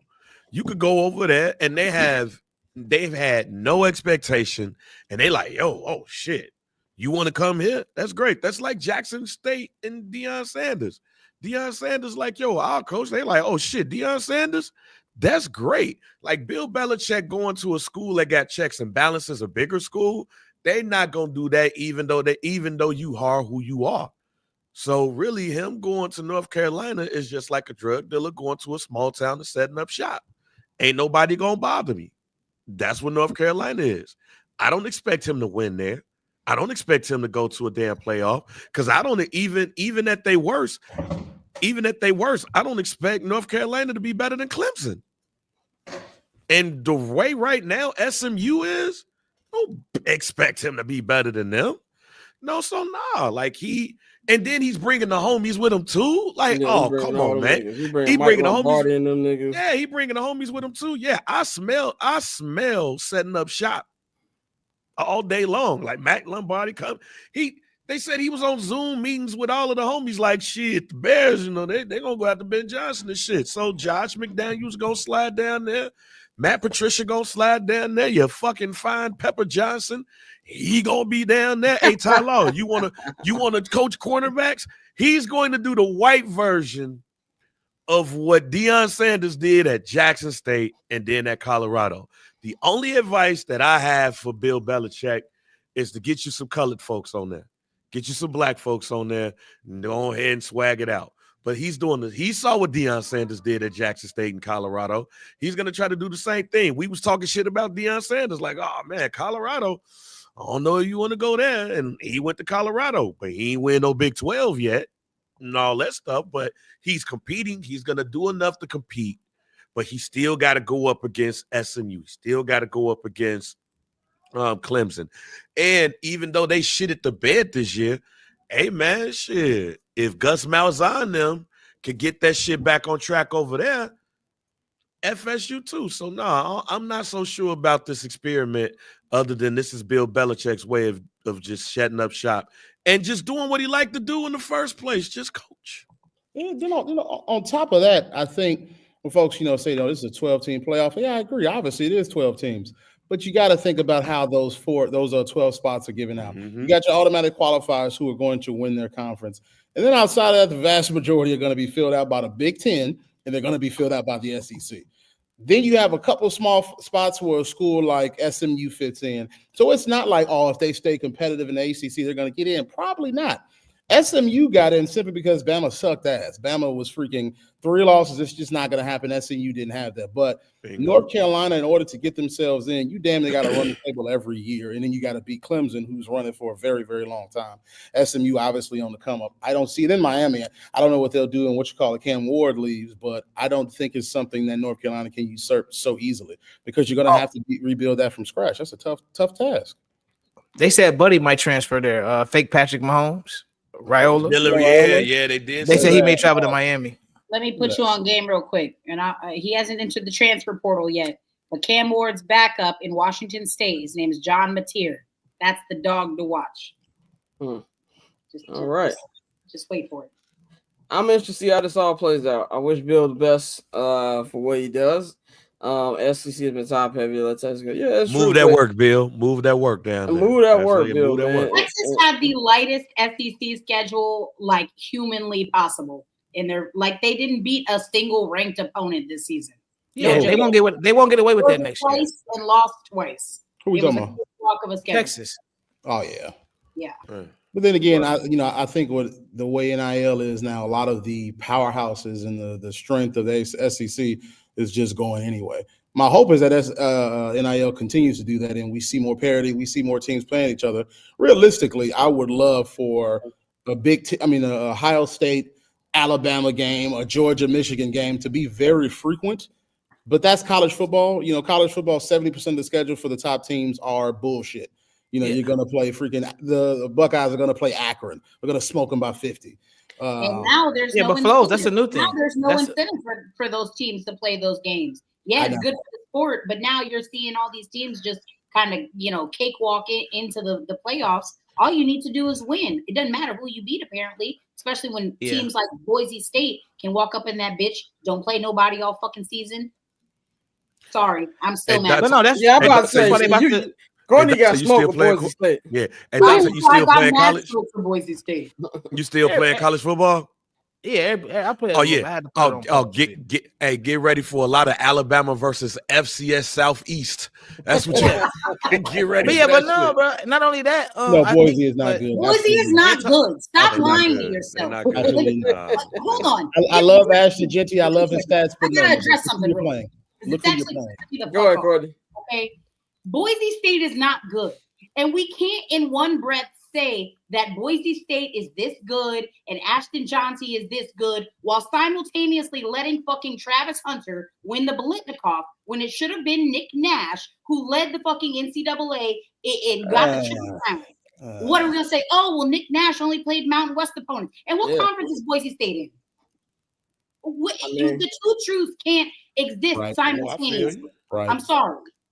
So which is it? Which is it? I just want to know. I mean, I feel you, but I'm pro Travis over here, man. Dude, Travis all the worst. No. I don't want this to be taken as Travis Hunter erasure. I feel you. I think Travis Hunter is very talented, but I think the problem is the powers that be. You can't have Travis say win the Heisman when half of his game is him being a wide receiver while not also simultaneously acknowledging him as the best wide receiver. You know, it wouldn't make sense because if he's not the best wide receiver, that's half of his game being taken away when you put him up for Heisman contention, you know? Yeah, but he don't have to be the best wide receiver. The fact that he's that good at both positions to me is what takes him over the top. Yeah, so he's like second in TDs, third in yards. I mean, it's just I think the biggest thing that comes with Travis and the Heisman is just that you've never seen a player be top 5 at both positions. It just doesn't happen. But no, I see the catch 22. As much as I love Ashton Jeanty, he's incredible. I mean, what he's doing is great. It's just come on now. This is I see the catch 22 that Courtney is talking about. You can't say that this person did all of this, but then don't give it to somebody else. Because and say that they played like the goddamn Mountain West all the time. Like, nah, it is what it is. Like in front of you. Boise State is this good while playing in the Mountain West and say that this dude didn't win because he's in the Mountain West. You know, it just like it doesn't. The two truths just can't exist at the same time. I think the biggest thing with Travis and Ashton is just. For me, it's just what's generational and what's not generational. That is the only thing I have going. I'm never going to take away from somebody's stats because you're going to play who's in front of you. Though I think Boise is not good because I look at that schedule and I think the only thing you have on there is Oregon. They play Oregon tough as hell. Absolutely. But the rest of that schedule, Hawaii, Utah, UNLV, San Diego State, this is not good. That's not good. That being said, if Travis Hunter didn't exist this year, it would absolutely go to Ashton Jeanty. You cannot take away from that. I look at Travis and I go, God damn, how did this happen? How was he able to be this good at both positions? Not the best wide receiver, I don't think. But the fact that he's top 5, top 3 is – I'm shocked he won a wide receiver award. That's just whatever. And it's probably a name thing. But for me, he's like the shoe-in for the Heisman just because that doesn't fucking happen. Hey, I saw somebody I'm sorry, real quick. I saw somebody in the comments said they lost by 3 to the number 1 team. You mean that same number 1 team that also just barely beat a Wisconsin team? Right. I'm not speaking by 3. The same team that Bama fucking dog walked. Right. You know, if we start getting to the transitive property of algebra type shit with college football, or, you know, how long down that rabbit hole, you know, and how far down that rabbit hole do we want to go? How many people have followed Oregon over the years? They do this a lot. Correct. Oregon produces very good regular season teams. This is a consistent theme. Matter of fact, I want to say when the Buckeyes won in 2015, was that Marcus Mariota won against? I can't remember who was the quarterback there, but that Oregon team looked freaking unstoppable, and we beat the dog shit out of them. It's just what Oregon does. So for me, I think it's the diamond tester on Oregon. I'm never too confident in who they are. And they got a tough schedule too, like the tough bracket to get through. Joe, before you go, what do you like the final 12 who were picked? Do you have any problems with who were picked for the 12-team playoff? I don't have the final 12 in front of me. Let's see. Oregon got hold. I'm gonna tell you that. They got hold. As of right now, I think this is a perfectly fine bracket. I still kind of hate the way the numbers ended up, like who became 1, who became 2, whatever. But I don't think anybody. Our ASU should have been the 3. ASU should have been the 3. Boise State should have been the 4 seed. She only saying that because she went to ASU. Right. I wanted to go to the Fiesta Bowl. God damn it! And no, I didn't want to have. The funny thing is that the top 5 is just really very difficult for me to decide. Oregon obviously is the clear number 1. Georgia and Texas are just a bunch of mid-ass. Penn State is hilarious. Penn State is the same Penn State. They're gonna put together a very good regular season team. We're gonna beat them, and then they'll somehow claw their way back. After that, Notre Dame is just an unfortunate position because you lost to NIU, but since then, you've beat the shit out of every team you've played. And then, of course, you got Ohio State, which Ryan Day is going – we're going to lose. We're going to lose in the first round. I hate to admit it. It's not going to be fun. And after that, Tennessee is just – I never trusted Tennessee. I never will trust. The same way I'm not trusting Indiana. Boise State, SMU – whatever. They deserve it because for the amount that they've won. And then going on forward, it's kind of whatever. But I think what this year makes me think it needs to become a necessity, there needs to be like a NIT tournament for the rest of the folks who are unranked, for the rest of folks who are outside of those top 12 rankings. I believe you'll probably get better games out of that than you will out of this 12-team playoff. The only saving grace is there's not one powerhouse in these rankings that I think is just going to run away with this. If this was like Georgia with Stetson Bennett was there, I'd be like, oh, God, they're finna beat the hell out of everybody. This year, Carson Beck's ass, Quinn Ewers is ass, Will Howard is ass. Everybody's kind of equally ass. So it's a good time for it's all. I'm sorry. Did Orlando call Ryan Day Pol Pot? Go to hell. Pol Pot is hilarious. I have so much. Ryan Day, I love the Bears, but the Buckeyes just hold a special place in my heart. I really hope Mike Vrabel does not go to the Bears because I need Mike Vrabel to come home and lead my Buckeyes to victory. I really need this reunion. I mean, you're talking about a legend with the Buckeyes as a player, first coaching position with the Buckeyes. He comes back and he does it again. But whatever. I just don't. Ryan Day is literally diamond tester coach personified. He will put together some ridiculous win percentages. Then he'll play Michigan. He'll shit his pants. We'll lose. And he'll act like he just got to get back to the drawing board. And then don't even mention the playoffs. Nothing's happening in the playoffs. So we'll see what happens. All right. Anything else before we get you about it? Not really. What's the next section you guys talking about? I'm doing nothing. Okay. I'm talking about the NBA Cup and how these prices down, nigga. And how the I got some takes about the NBA. Okay. All right. Let's bring it up. Let's bring it up. Nikhil, can you put these prices up here for me for the NBA? All right, there we go. So the NBA Cup semifinals kicks off tomorrow in Vegas. The 4 teams who advanced are the Milwaukee Bucks, the Atlanta Hawks, the Oklahoma City Thunder, and the Houston Rockets. The Bucks will be playing the Hawks, and the Thunder will be playing the Rockets. Winner will be in the NBA Cup championship game on Tuesday in Vegas. Now, the interest for this has gone down since teams like the Boston Celtics, teams like the Los Angeles Lakers, teams like the Golden State Warriors have been eliminated for the tournament. This from Arish Markazi. He's on the Lakers beat. Tickets for the NBA Cup Las Vegas have plummeted since teams were set. They were hoping for Lakers, Warriors, Suns, Clippers, Celtics, or Knicks, but no dice. The current get-in prices for December 14th, Bucks and Hawks is $29. December 14th, Thunder Rockets is $39. And for the Cup final game on Tuesday, $79. First of all, you can't even 2 drinks in Vegas is more expensive than $29. Let's just get that out of the way. I think the NBA has a massive problem, and it has more to do with them not putting the next stars up. Nikhil, you can take that off on me. But Too many times have we seen that they're forcing LeBron James and the Lakers on us. They're forcing year 16 Steph Curry on us. They're forcing year 18 Kevin Durant on us. All three of those guys are all-time greats. All three of those guys are champions, have been excellent. But you have to move on to the next era.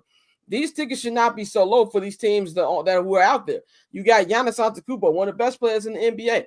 Dame Lillard, one of the best players in the NBA. The Hawks have been on a run lately. Trae Young is a young star in the NBA. The Thunder were literally in the number one seed last year, got the game 7 in the semifinals, but lost to Luka and the Mavericks. And the Rockets are a real up-and-coming young squad.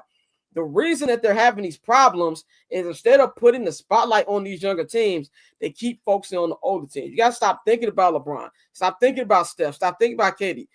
LeBron's probably going to retire next year. That's what the momentum is pushing to. The next year will be his last season. Steph maybe have 4 to 5 more years, and even then, he's not going to be the Steph of old. KD already getting hurt all the time. I think he didn't mess his knee up twice this season already. You got to put more spotlight on the younger players to be able to get them in front, put them more on TNT, put them more on the NBC, not NBC, but ABC and ESPN games, so people can get a spotlight on them. That's why people don't care, because it's none of the big names, none of the big players. And the issue that the NBA has, they're not like the NFL. Where NFL is built around teams.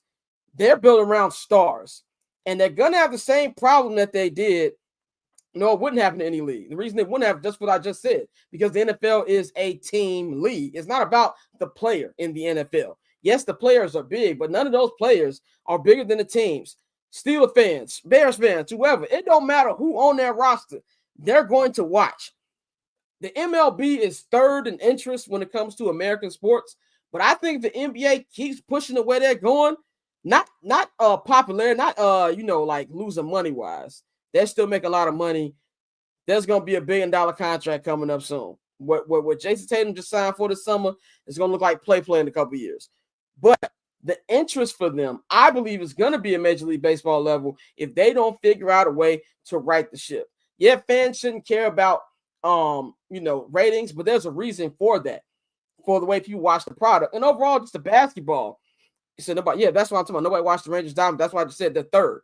But I'm saying they could get to that if they keep going the way that they're saying that they're going. The NBA should never be compared to Major League Baseball. The NBA should be far ahead of it. And the thing with these 4 teams, they're stars. Giannis is a big star. Dame Lillard, a big star. Shai Gilgeous-Alexander. So it's not like these are just 2 games with no star power in them. You got an NBA champion involved in the Final Four. So that's my problem with that. Joe, I know you say you had a take on the NBA. Go ahead. So I think first of all, I think the take that their lack of marketing of their stars is hurting them is an absolute thing. Of course, I think one of the most popular takes about why the NBA is suffering is it's the 3-point and all that shit, which obviously I hate. But I think the biggest problem is the stars that they have. I do not think you're going to get to the direction that you have with a Michael and LeBron. I think the NBA honestly got lucky with how they were set up in terms of star power. They came in a time, of course, you had your Magic, you had your Bird, you had Kareem, but then you got Michael Jordan. And you got Michael Jordan, who I think is the greatest NBA player of all time. Then right after him, when did LeBron come in the league? 2003? Michael's final retirement was what, 2001? 2003. 2003. And so literally overlapping, you go from the greatest player, 1A to 1B. That's just an insane transition. And because of that, they were blessed that those two were able to carry the league. In addition to that, they had stars that helped further cement their status. Kobe Bryant was still in this league. Shaq was still in this league. Now you're going into a time where, one, basketball has become damn near positionless. Every player does everything that every other player does. So it's not like you're going to have a specialist where Shaq, he's the best big man. You could imagine Shaq stepping out the 3. But you don't have that anymore. And because of that, I believe it makes the game harder to develop those stars who are just this generational. And because of that, I think it's natural that the NBA would suffer because you're just losing arguably the greatest player of all time in LeBron James. That's tough. Now, in addition to that, to a lesser degree, I think the game just sucks ass. I don't like watching it. That's personal. Obviously, that's my own subjective opinion. I don't think it's fun anymore. I do miss the days where it was position basketball. Every player had a specific job. I hate to look up and Wemby has, as great as he is, the nigga finishes with 7 boards, but took 12 threes. But this is an old man take. In the end of the day, I think it's the positionless basketball that has hurt it. Because of that, it makes it harder to find superstars. And on top of that, you just are not marketing your big stars well. And then this is probably like a 0.0001%. I just laugh at how some of the most important days for the NBA have not as important as they were. NFL being on Christmas, I'm not even thinking about the NBA anymore.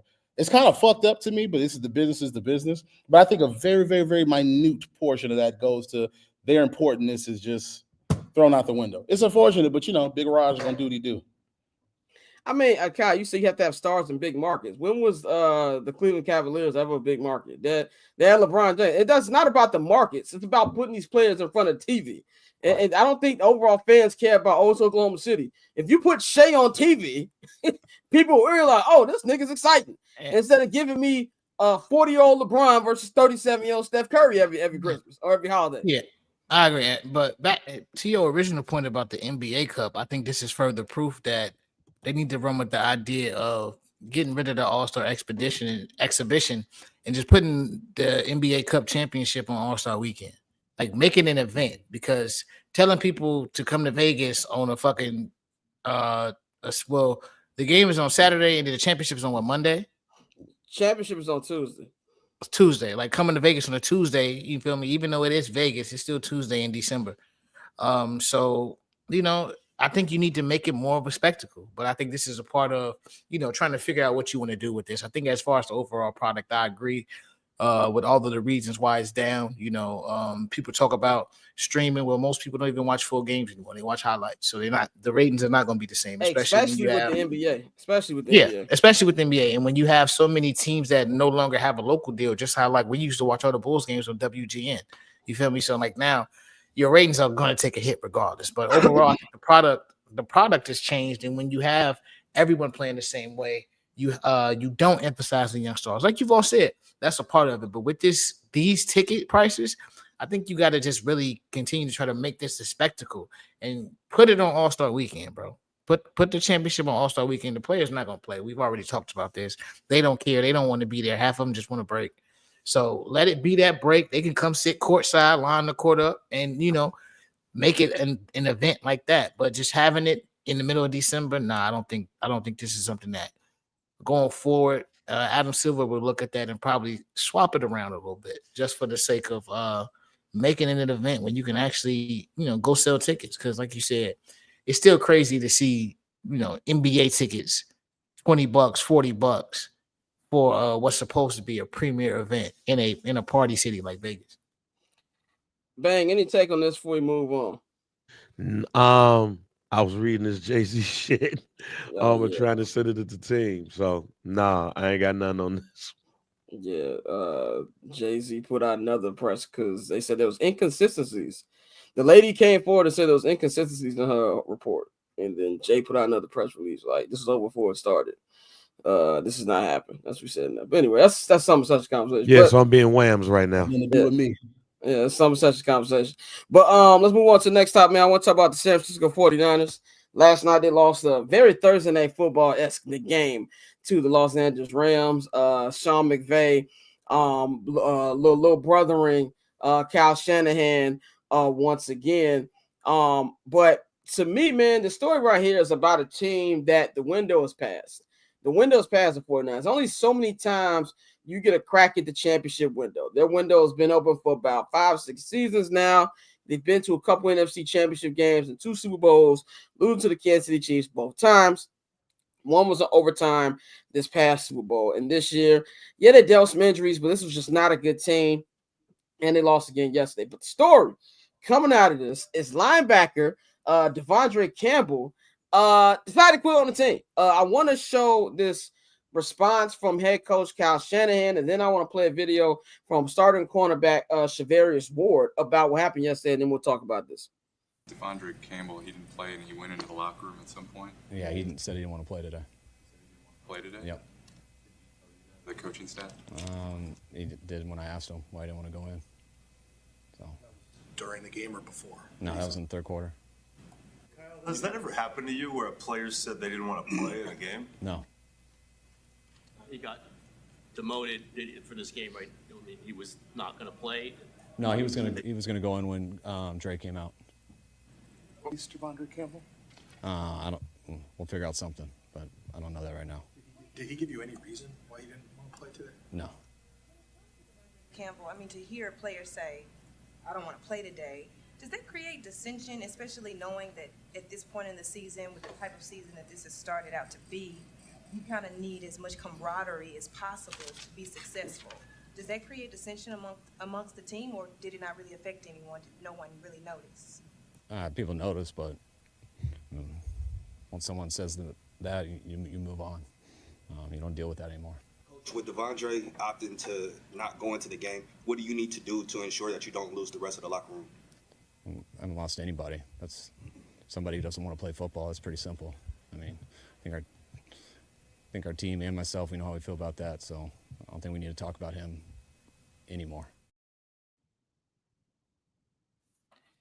All right, man. Let's go to Shavarius Ward, who was very straight up how he felt about his teammate, pretty much quitting on the team. I mean, he's a professional. He's been playing for a long time. I mean, if he didn't want to play, he shouldn't have dressed out. You know, he could have told him that before the game. So I feel like there was some sucker shit that he did. Definitely hurt the team because, you know, D went down, and we needed a linebacker, you know, and I think Flynn was banged up too. So for him to do that, that's some sucker stuff to me, in my opinion. Like, it's probably going to get cut soon, so, you know, it is what it is with that. Very straight up response by his teammate. George Kittle even said last night after the game, "I've never played with a player who did something like that, and I pray to never have to play with a player like that again." Devondre Campbell went on his Instagram, said he can't wait to play for a team that appreciates his play and doesn't I forgot the word used, but gives him opportunities. Brother, you're not getting that opportunity. And I've never played football, but I know in these locker rooms, this is a brotherhood. And if you pull some selfish stuff like that on one team, what you think other locker rooms are going to do? They're not going to bond with you. They're not going to want you on their team when you just quit on the team, especially with everything going on. You know, so you're never playing again. I believe this is a fatal blow, especially with all the stuff that this Niners team has been going through, playing through injuries. You got players lost a daughter this year. He still went out there and played. And you don't want to play in the middle of the game, you just quit. I think it's a coward move. And just the overall reaction from coaching all the way down to every player on the roster. And this is a screw job right here. Like I don't understand what it was. It wasn't something where you went out there begrudgingly, then later you had a problem with your role on the team. We see that happen all the time. But to go out there and, you know, you go through training camp with these guys. You go through practice with these guys. You're with your teammates more than you're with your family during the season. And to go out there and quit, it's just a coward move to me. And I don't think he understands that you're literally probably never going to play in the NFL again. This is a career-ending move right here, and just pathetic, and just kind of puts like a bow on this, you know, bad season from the 49ers. Joe, what you feel about what happened last night with Devondre Campbell? It's a move that baffles me because he's not a young man. He's 31 fucking years old. What are you doing? You're a 9-year veteran in the National Football League, and because a player who is much better than you came back from an injury, and the head coach put in the player who is much better than you back in their spot because, again, that player is much better than you, you're going to throw a fit? I know some people brought up how LeGarrette Blount walked off on his team before, but they forgot to mention LeGarrette Blount did that while his team was in victory formation. Other person like, rest in peace, Vontae Davis, he just retired. He said, I'm done. It's halftime. I do not want to play anymore. That's completely different. Some people, you know, you're just sitting there and you're like, I can't do it. It's costing me too much. I have to go. You can respect that. But you didn't want to go in because a player who is much better than you got in. What are you doing? You're a 9-year veteran. You're 31. You're probably not going to get to another team after this. And if you do, you're going to be buried on that depth chart. It's not like you're getting paid a lot either. Obviously, you're probably getting a basic $5 million deal 1 year. But, like, what are you doing?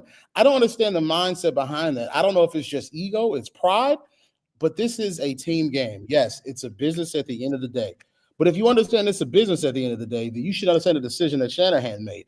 You're putting a player who that is their rightful position. They are the starter. You came there in support because several people got injured. And because you didn't get that spot, because they came in and took their position back, you're going to be upset and walk off on your team, especially when they asked you to go in. I don't understand that level of crash out. I don't understand it more from a 22-year-old or 23. I'm like, he's a kid. He did something stupid. But I don't understand it from someone who is only a couple years younger than I am.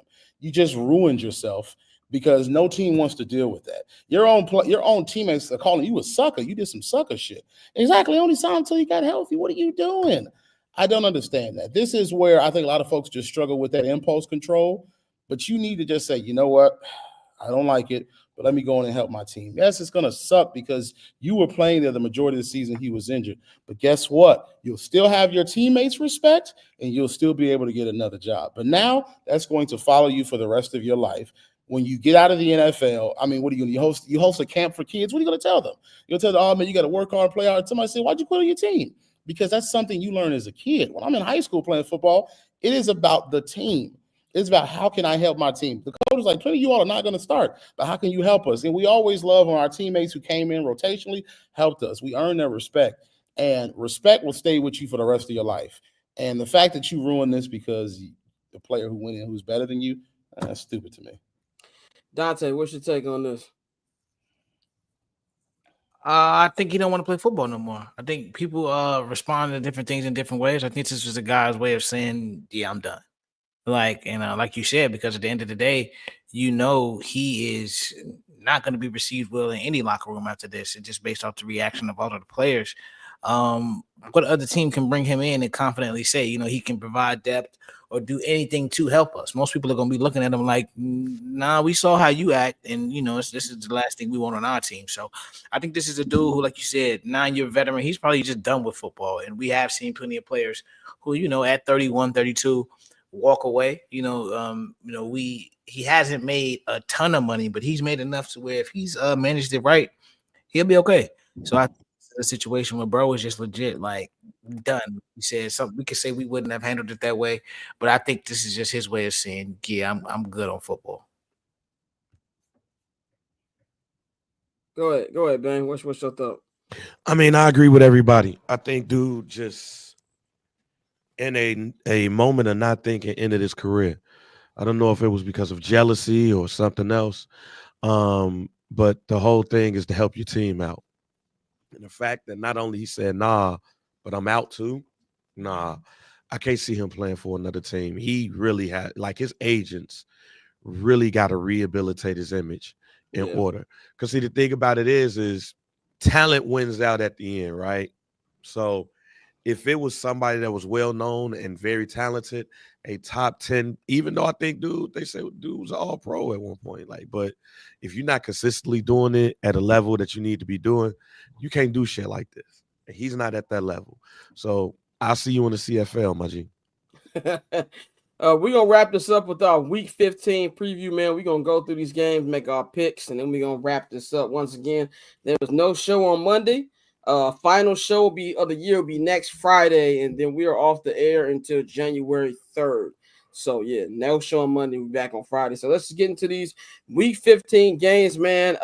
Let's start off with we got the New York Giants will be at home as their quest to get the number one pick and get a Shedeur Sanders continues. They'll be hosting Lamar Jackson's Baltimore Ravens. I mean, this is easily Ravens. It's going to be a blowout. It's a nice get-right game for the Ravens. And I think this is going to be something where it's just going to be a blowout, straight up and down. We're going to go Dante, Joe, Bang, and then Courtney. Go ahead.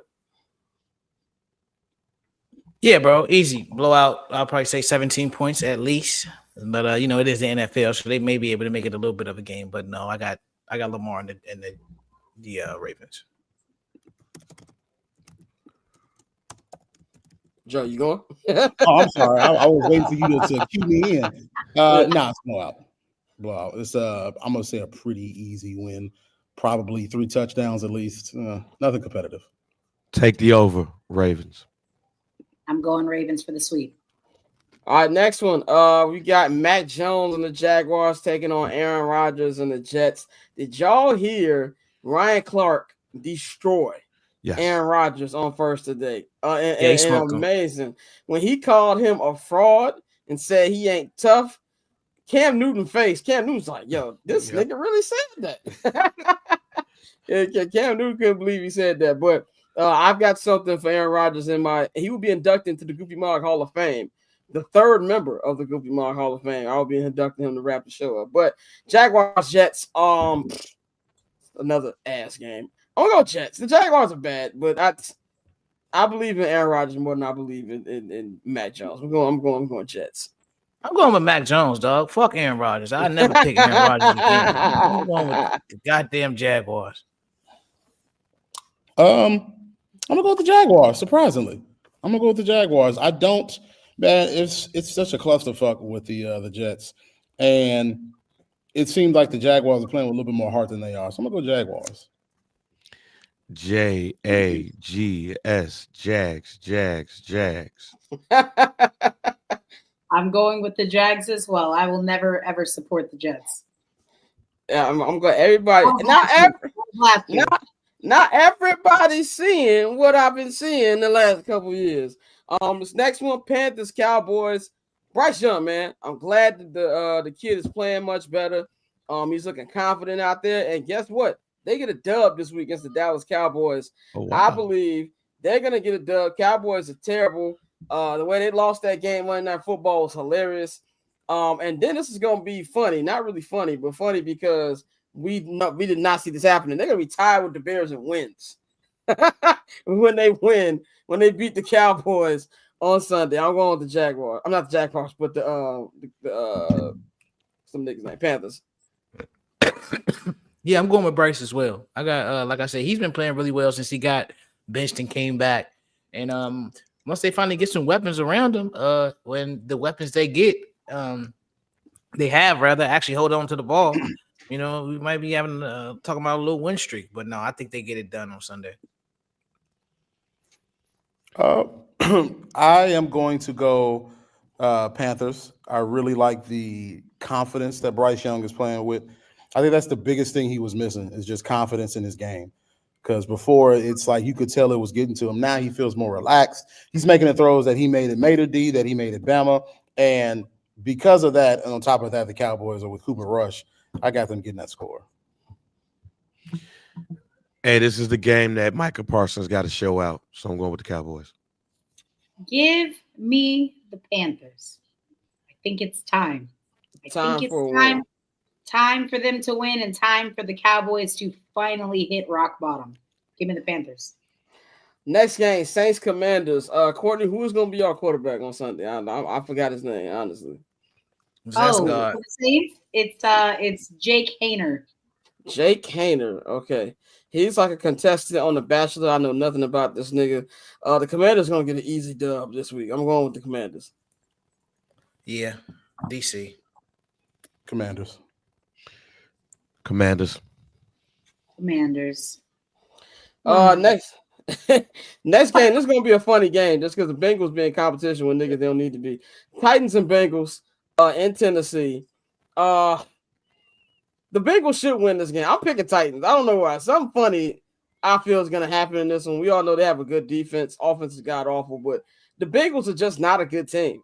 Like they really just gotta outscore people, which they can. Obviously, they can outscore the Titans. But the Titans defense makes you feel like this is going to be a stupid finish alert. I'm going upset, man. I'm going with Tennessee. I know I started the year off slandering, bro, but I'm going to go with Joe Burrow. I think Joe going despite how good that defense is, he's going to get the job done. He'll score enough to get the dub.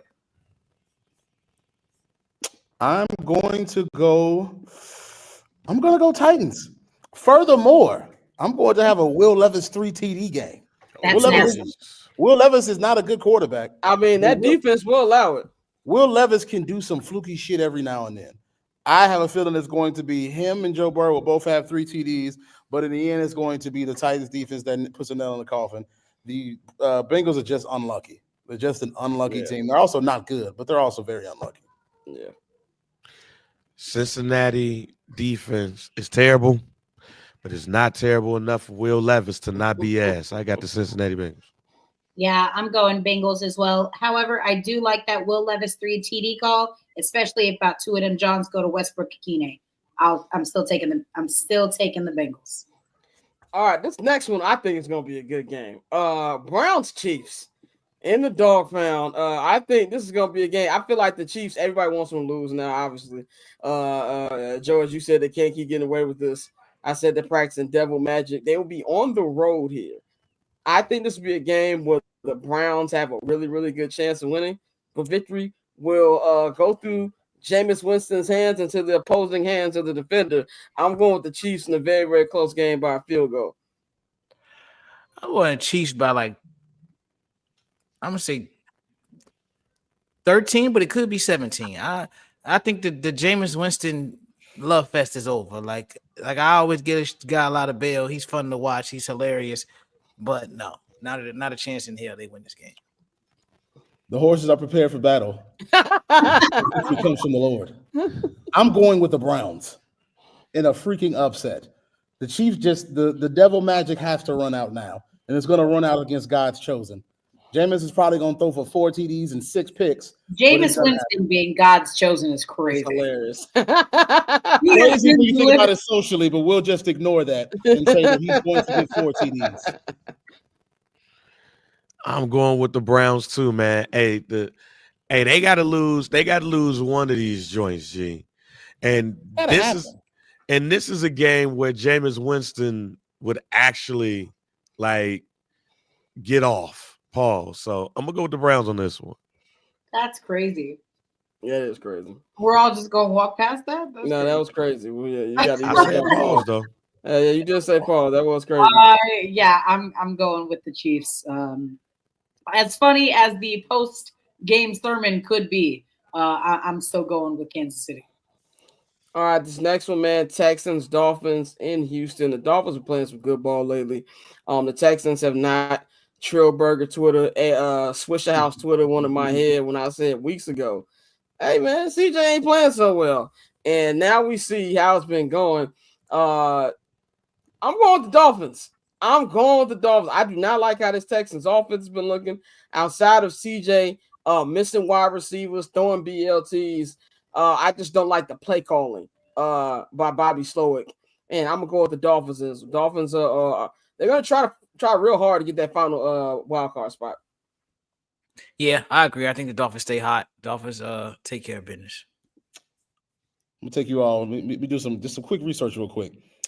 I'm gonna name you 2 different quarterbacks. QB1 has thrown for 3,100 yards, 15 touchdowns, 9 interceptions, 87.9 rating. QB2 has thrown for 2,700 yards, 16 touchdowns, 5 interceptions, 87.8 rating. Do you know who those 2 QBs are? Yes, I do. Who are they? One is CJ Stroud, the other is Caleb Williams. That is a slump, my friends. As much as I love CJ because he's a Buckeye, but I done had issues with CJ since year 1 with the Buckeyes. It's some shit I said. He tweaks sometimes. You used to cut CJ out every week when I used to be so fucking pissed. He didn't earn my respect until his last game against Georgia. And I said, kid's a baller. Before that, he would tweak. He's having a slump. That being said, you know what? No, I'm going to pick the Dolphins. The Dolphins are on a hot streak. CJ has been tweaking. I can't remember the last time CJ Stroud had a game that just was like, man, like he killed that. As a matter of fact, his last game was like 1 touchdown. Last game before that was 2 touchdowns. He has not had a really good game since like October. And even then he threw for like 150 and 3 touchdowns. Really, none of these games have been great. They've all been okay and okay to ass. But I still think they have enough to win. The issue then becomes in how much of momentum that Miami is riding now will guide them. I will say I think they have enough momentum to get it done. Go ahead, man. First of all, Orla, relax. Women, what? Oh man, I forgot to mention that to you, Flows. My bad. I just want to say my bad. Michigan fans talking to me like they the big dogs. I fucking hate this. I mean, that's what happens when your coach literally goes 1-4 in his tenure. Growing up, we lost like twice and won like 14 games. This is terrible. I'm in hell. I am truly in hell. Yeah, that's crazy. You literally have one job, and that's I'm sorry, man. That just made me think about the game, man. Dolphins, Texans. I got the Dolphins in this one. The Texans, that defense. I'm not in love with that defense. This is the type of game that Tua throws 4 touchdowns and no interceptions. So Yeah, I'm also going with the Dolphins. It's actually been really nice to see Tua. I guess he got like the good CTE. What the? He got the good CTE. CTE. Right now, he's got like 15 touchdowns, 1 interception, 76% completion percentage. The man's been balling out. He really did get the good form of CTE. So I'm going with the Dolphins. Next one, AFC matchup. Got the Denver Broncos, Bo Nix and them taking on Anthony Richardson and Indianapolis Colts. This one will be in Denver. I know Anthony Richardson's been quote unquote playing better, but not really. Ass. Surtain and his defense are He has been playing better. Yeah. Okay. The bars in hell. Like going from shit to like all right is still not really great. Exactly. The only reason I'm a shooting Bill because I watched that fourth quarter where he threw like 4 dimes and they legit dropped them bitches. Like I told y'all at the beginning people of in the chest. season, And Anthony they were dropping Richardson them is a good quarterback. No, he's not. I really think that we have to shoot these dudes some bail, bro. We gotta give these guys opportunities to grow. Dante, like, hold on. I said it at the beginning of the season. I think a lot of his issues are with his mechanics and that it could be fixed. And I still maintain that. Well, if you got mechanical. Again, to be honestly, I think to be an NFL quarterback now, you gotta have maybe a smidgen, a skosh, if you will, of a bozo gene. And he has it. That's true. He's got it. Mechanical. If you have mechanical issues, this defense is not the defense you want to go against. Give me Denver. Yeah, I'm gonna go with Bomani Nix and the Denver Broncos. Bomani Nix. I'm gonna be very brief on Anthony Richardson. He is dog shit. I have watched him since Florida. He is not a good quarterback. He does not understand defenses at all. His talent through the roof. I just never understood. They saw his pro day and said, "Oh my God, top 10." I said, "Why? What did he do? He was shit." That being said, I do know right now that I feel like part of the Broncos are riding a little bit of a high. And so, though I want to pick Bo Nix, I'm going to pick the Colts. I'm going to pick the Colts. And I think Anthony Richardson won't dominate in the air. He'll probably throw for 180, touchdown, a pick. But he'll probably rush for like 2 touchdowns. That is my thought. I think on the ground, they'll probably do the most of their damage. And then Bo Nix also just is coming behind a stinker. And I'm intrigued to see how he bounced back. After having, I think he went 3 games with like 2 touchdowns, 4 touchdowns, 2 touchdowns, then a big stinker. So I'm intrigued to see how he responds to that. But I'm going to pick the Colts. That's a good point. If the Broncos lose, that 7th seed is up for grabs. And that would be good for the Dolphins if the Dolphins beat the Texans. They'll try to grab that. Go ahead, man. Broncos, real easy. Broncos, man. Bo Nix. Broncos. Anthony Richardson's ass. 2 words. Denver defense. Give me the Broncos. Next one, Cardinals Patriots. This one is in Arizona. The NFC West has become like a triple threat match right now. I think the Cardinals do keep pace. I like Drake May, but the rest of that team stinks. And not that the Cardinals are great either. The Cardinals Dr. Jekyll and Mr. Hyde every week, but I think you get good Cardinals this week because that Patriots defense is god awful. Give me the Cardinals. Yeah, I gotta go with another one of my fellow short kings, Kyler Murray. I'm gonna go with Arizona. I'm going to go with the Patriots. Kyler Murray, I think, is starting to go on a streak of just trash. I think he started off the year very, very strong. And then I want to say the last 4 weeks have just been maybe last 3 weeks have been very underwhelming. And I think that streak's going to continue.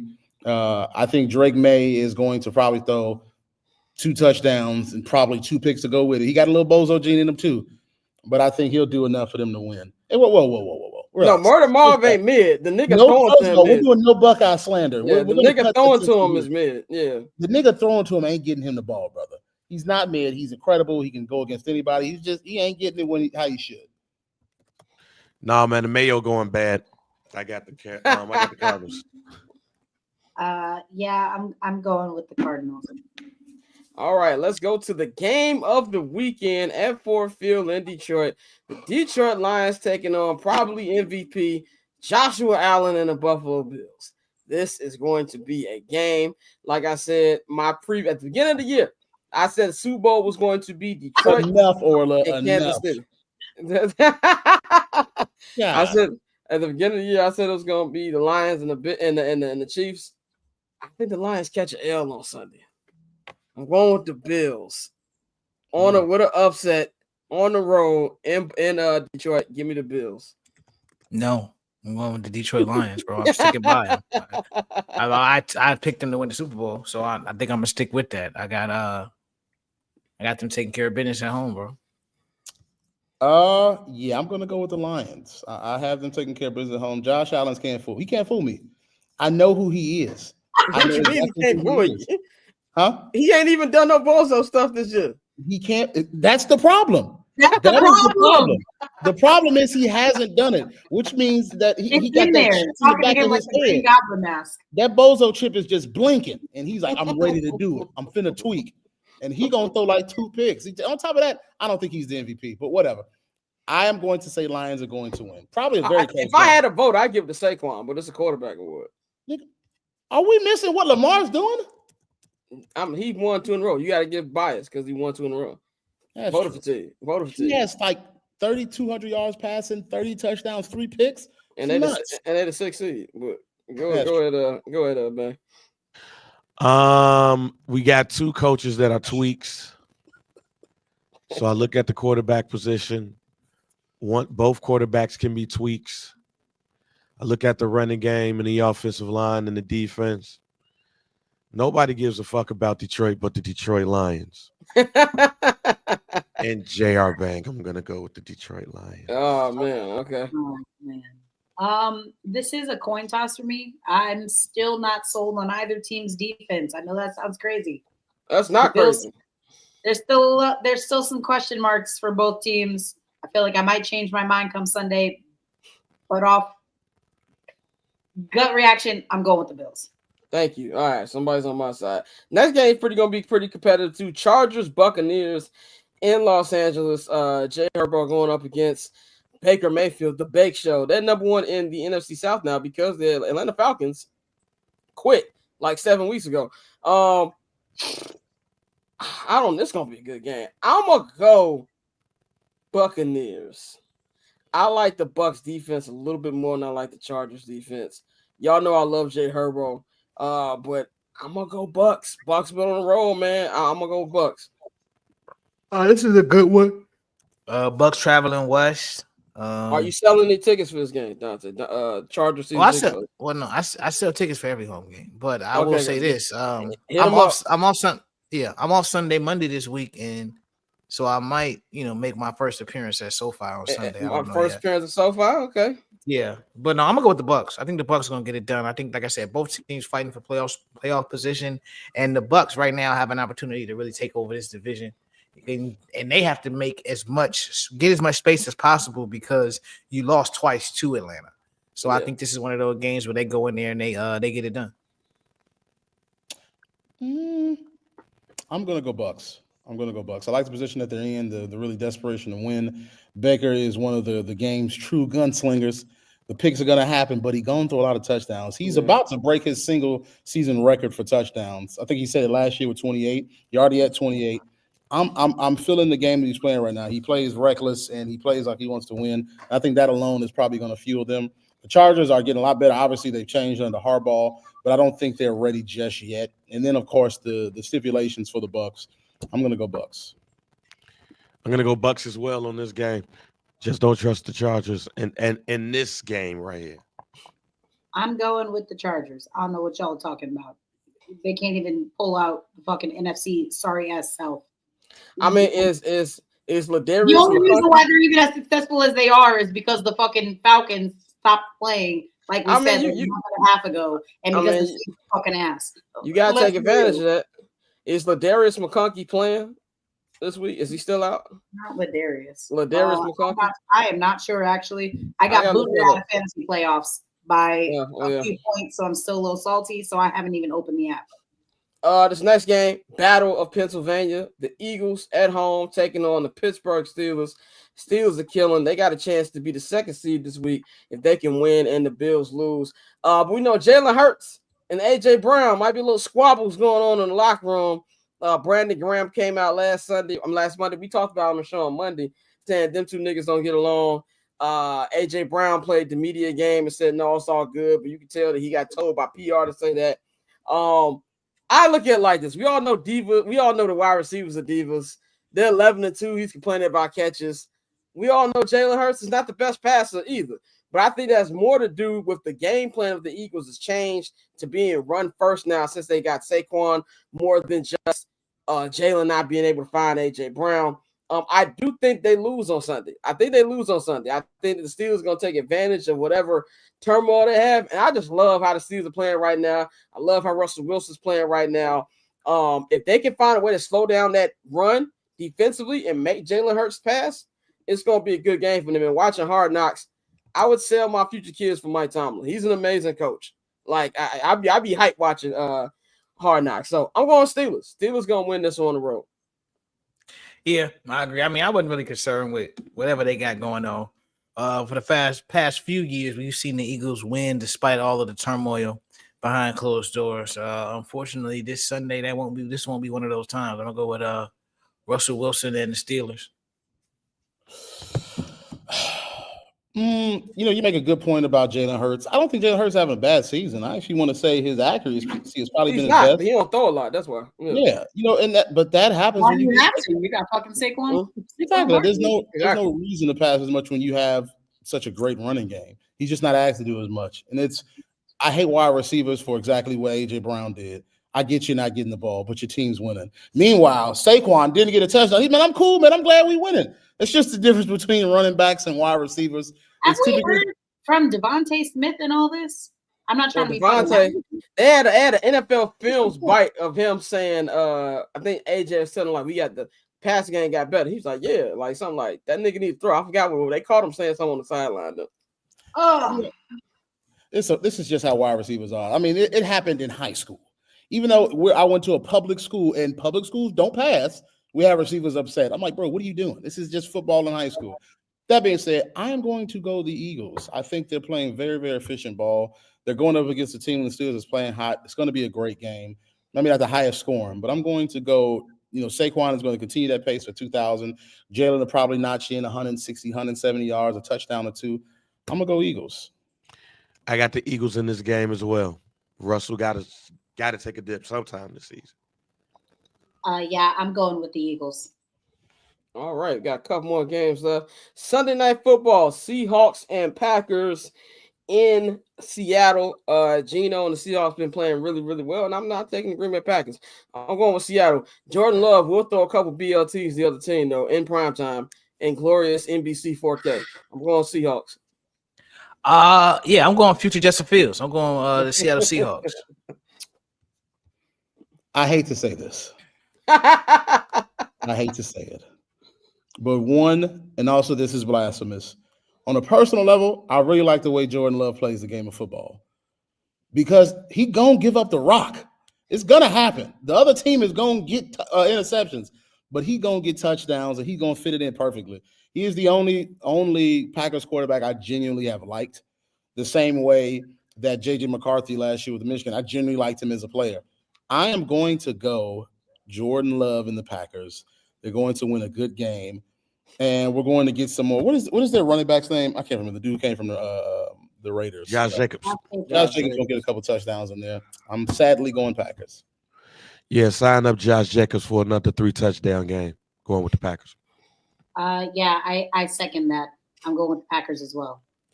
Monday Night Football, this was only for Courtney and Joe since me, Dante, and Bang already gave our picks.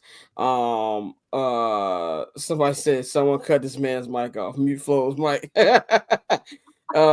Me, Dante, and Bang all said the Bears are losing. Bang said it's going to be in blowout fashion.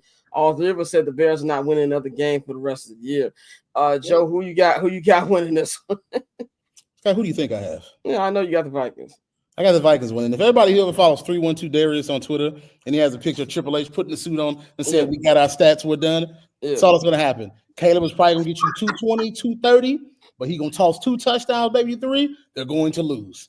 But yeah, no. Sam Darnold is on a fucking heater that him and Geno Smith in the latter halves of their career playing great football is just, I'm going to say great for Geno, but good football is mind-blowing to me. It just goes to show that the process of developing a QB is not linear. It literally can do twists and turns, reverses, and go forward. But I think right now, with Sam Darnold's confidence as high as he is, Jordan Addison and JJ and Jettas are playing well. They're going to smoke the Bears because the Bears don't know what the fuck football is. Yeah, I said a couple weeks ago that I thought that the Bears would win at least one of those matchups against the Vikings, and it should have been the one a couple of weeks ago. That's a fucking stinker. They damn sure ain't winning this one. So I'm going Minnesota, sadly. Final game of the week. There's a doubleheader on Monday Night Football. Raiders Falcons. Thank God.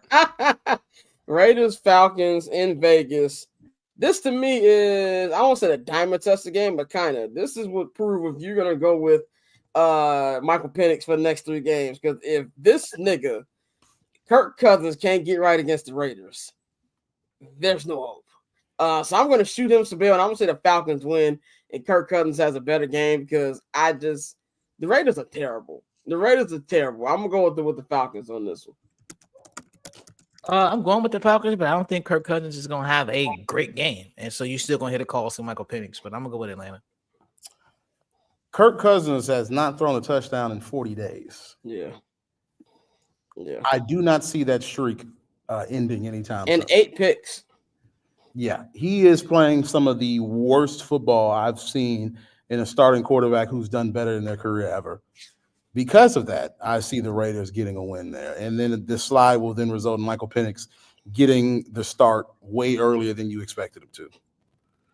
Let's get a chance to see what Michael Penix Jr. could do in relief. I got the Falcons, but Penix will play. Penix gonna play the game, okay. Yeah, I got the Falcons, but only because the Raiders are so fucking bad. All right, that wraps up our Week 15 preview. That wraps up the show. I'm gonna wrap this up. Goofy Monk Hall of Fame induction. Nikhil, hit the music. We have 2 inductees.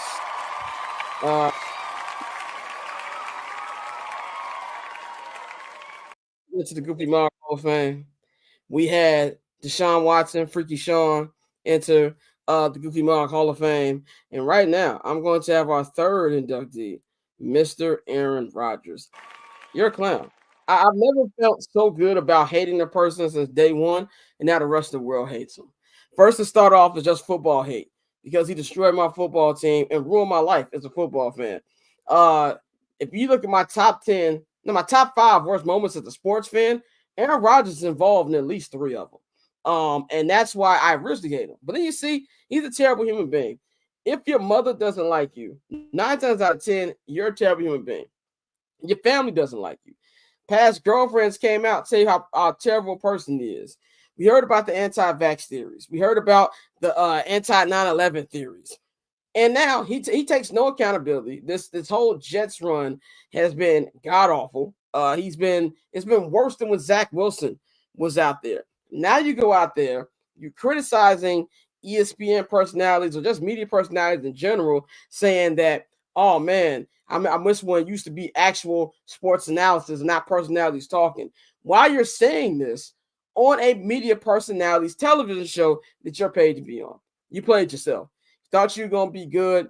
You niggas stink. You go out there and trade for your best friend, and now you huff with the homies. You're just bad. And I'm glad the entire world sees what kind of bad person he is. This Netflix documentary he's got coming out, nobody's going to watch that. Nobody cares whatsoever. I'm tired of hearing Aaron Rodgers speak.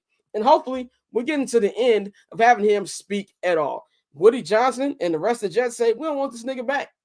I don't know what other teams can be interested in. Obviously, there'll be some team because the quarterback play in the NFL is that bad that somebody will find. But there was 2 niggas that I saw on the Twitter timeline today, like you said, who had no self-awareness. That was Aaron Rodgers and his comments, and Lil Wayne saying he doesn't understand why people not showing love and congratulating Bill Belichick. Well, if that ain't the pot calling the kettle black, I know that ain't who I think it is when it comes to Lil Wayne with the whole Kendrick thing. So we're going to take this time, and we're going to take our 3rd inductee, Aaron Rodgers, into the Goofy Monk Hall of Fame, which means he will never be on Goofy Monk of the Week again because his jersey is in the rafters, and that'll be the only place he's remembered because I'm going to be real. Packer fans don't even like you no more, my nigga. It is a wrap. It is a wrap for you, Aaron Rodgers. So that is my Goofy Monk Hall of Fame. That's it. I appreciate everybody for watching. Thank you, Joe, for joining us. We have no show on Monday. Once again, no show on Monday final show of the year is next Friday. Tune in for that. And then we're off there to January 3rd, man. So, of course, man, you can follow me on all social media platforms at Barbershop Scott. You can follow Dante on Twitter at OctoberZonte. You can follow Flows on Twitter at Flows Andolini. You can follow Flows on all social media platforms at Flows Andolini. Follow Courtney at 1-800-CALLER-BRO on all social media platforms, and follow Bang at JR Bang on all social media platforms. Subscribe to our Patreon, man, patreon.com/Barbershop Network. If you are listening to the podcast version of the show, click on the link in the description box. If you're watching this on YouTube, take your phone up to the QR code. It'll take you to the link, all 4 different tiers. But if you subscribe to the $10 holla, which is the Barbershop access fee, you get 25% off your first order at the BCNet shop, bcnetshop.com. It's cold as hell, basically almost everywhere in America outside the few warm states. Get you a hoodie. Get you a crew neck, man, and support the brand, man. So anything you guys want to say before we get up out of here? Nothing. All right. I ain't got shit once in my life. Go ahead, Joe. You on mute, dog. Play where to learn. Yeah, hold on. Yeah, go ahead. Yeah, you. That was a fine. Where's the fine sound? There we go. I'm a snitch. Whoa, that's a fine. It was almost a perfect show. Can I go now? Yeah, go ahead. I just have a message to the people who don't want Travis Hunter to win the Heisman. It's my final take on it. I really don't want to comment after that. I want the Heisman to be selected, and I'll call it a day. Ashton Jeanty, which I hope I'm pronouncing his name correct, is having a phenomenal season. 2,000 yards. He didn't break Barry's record, I don't think, but he's very close. Doing it all. Without it, Boise State would suck ass. Absolutely true. But I want you to do one thing for me. I want you to go on Google. I want you to look at how many 2,000-yard seasons there have been in the history of college football. It's well over 20. It's a big list. For the people who actually even didn't go on to do anything crazy, but for a big list. The vast majority did not win the Heisman. Now, I want you to also go up and look at how many players have been top 3 at 2 different positions. Not only getting multiple interceptions, but also almost leading the nation in touchdowns and being top 3 in yards. This does not happen. This is not a thing. This never happens. It will be a long time before it happens again. Not only do you have to have the mental acuity to do it, you have to have the endurance to do it. And this just doesn't come often. Ashton Jeanty is having a phenomenal season. He probably would win the Heisman if Travis wasn't here. Travis is a fucking unicorn, and you can't ignore that. And because he's doing that, he's going to win the Heisman. You will be okay. You will move on. And then you'll have to hear about Travis Hunter as he gets to the league. But come on, be real with yourselves. There are typically about 3 2,000-yard rushers per decade, or 2 2,000-yard rushers per decade. It happens constantly. It does not happen that a person is the top 3 at 2 positions. Move on with your lives. Travis is going to get it done. You'll be fine. And that's my take. Shout out to Trav. It's gonna be good to see him win that tomorrow night, man. So that's all we got for y'all. Y'all enjoy y'all sports weekend, and we'll holler at y'all next Friday for the final show of 2024. We about it.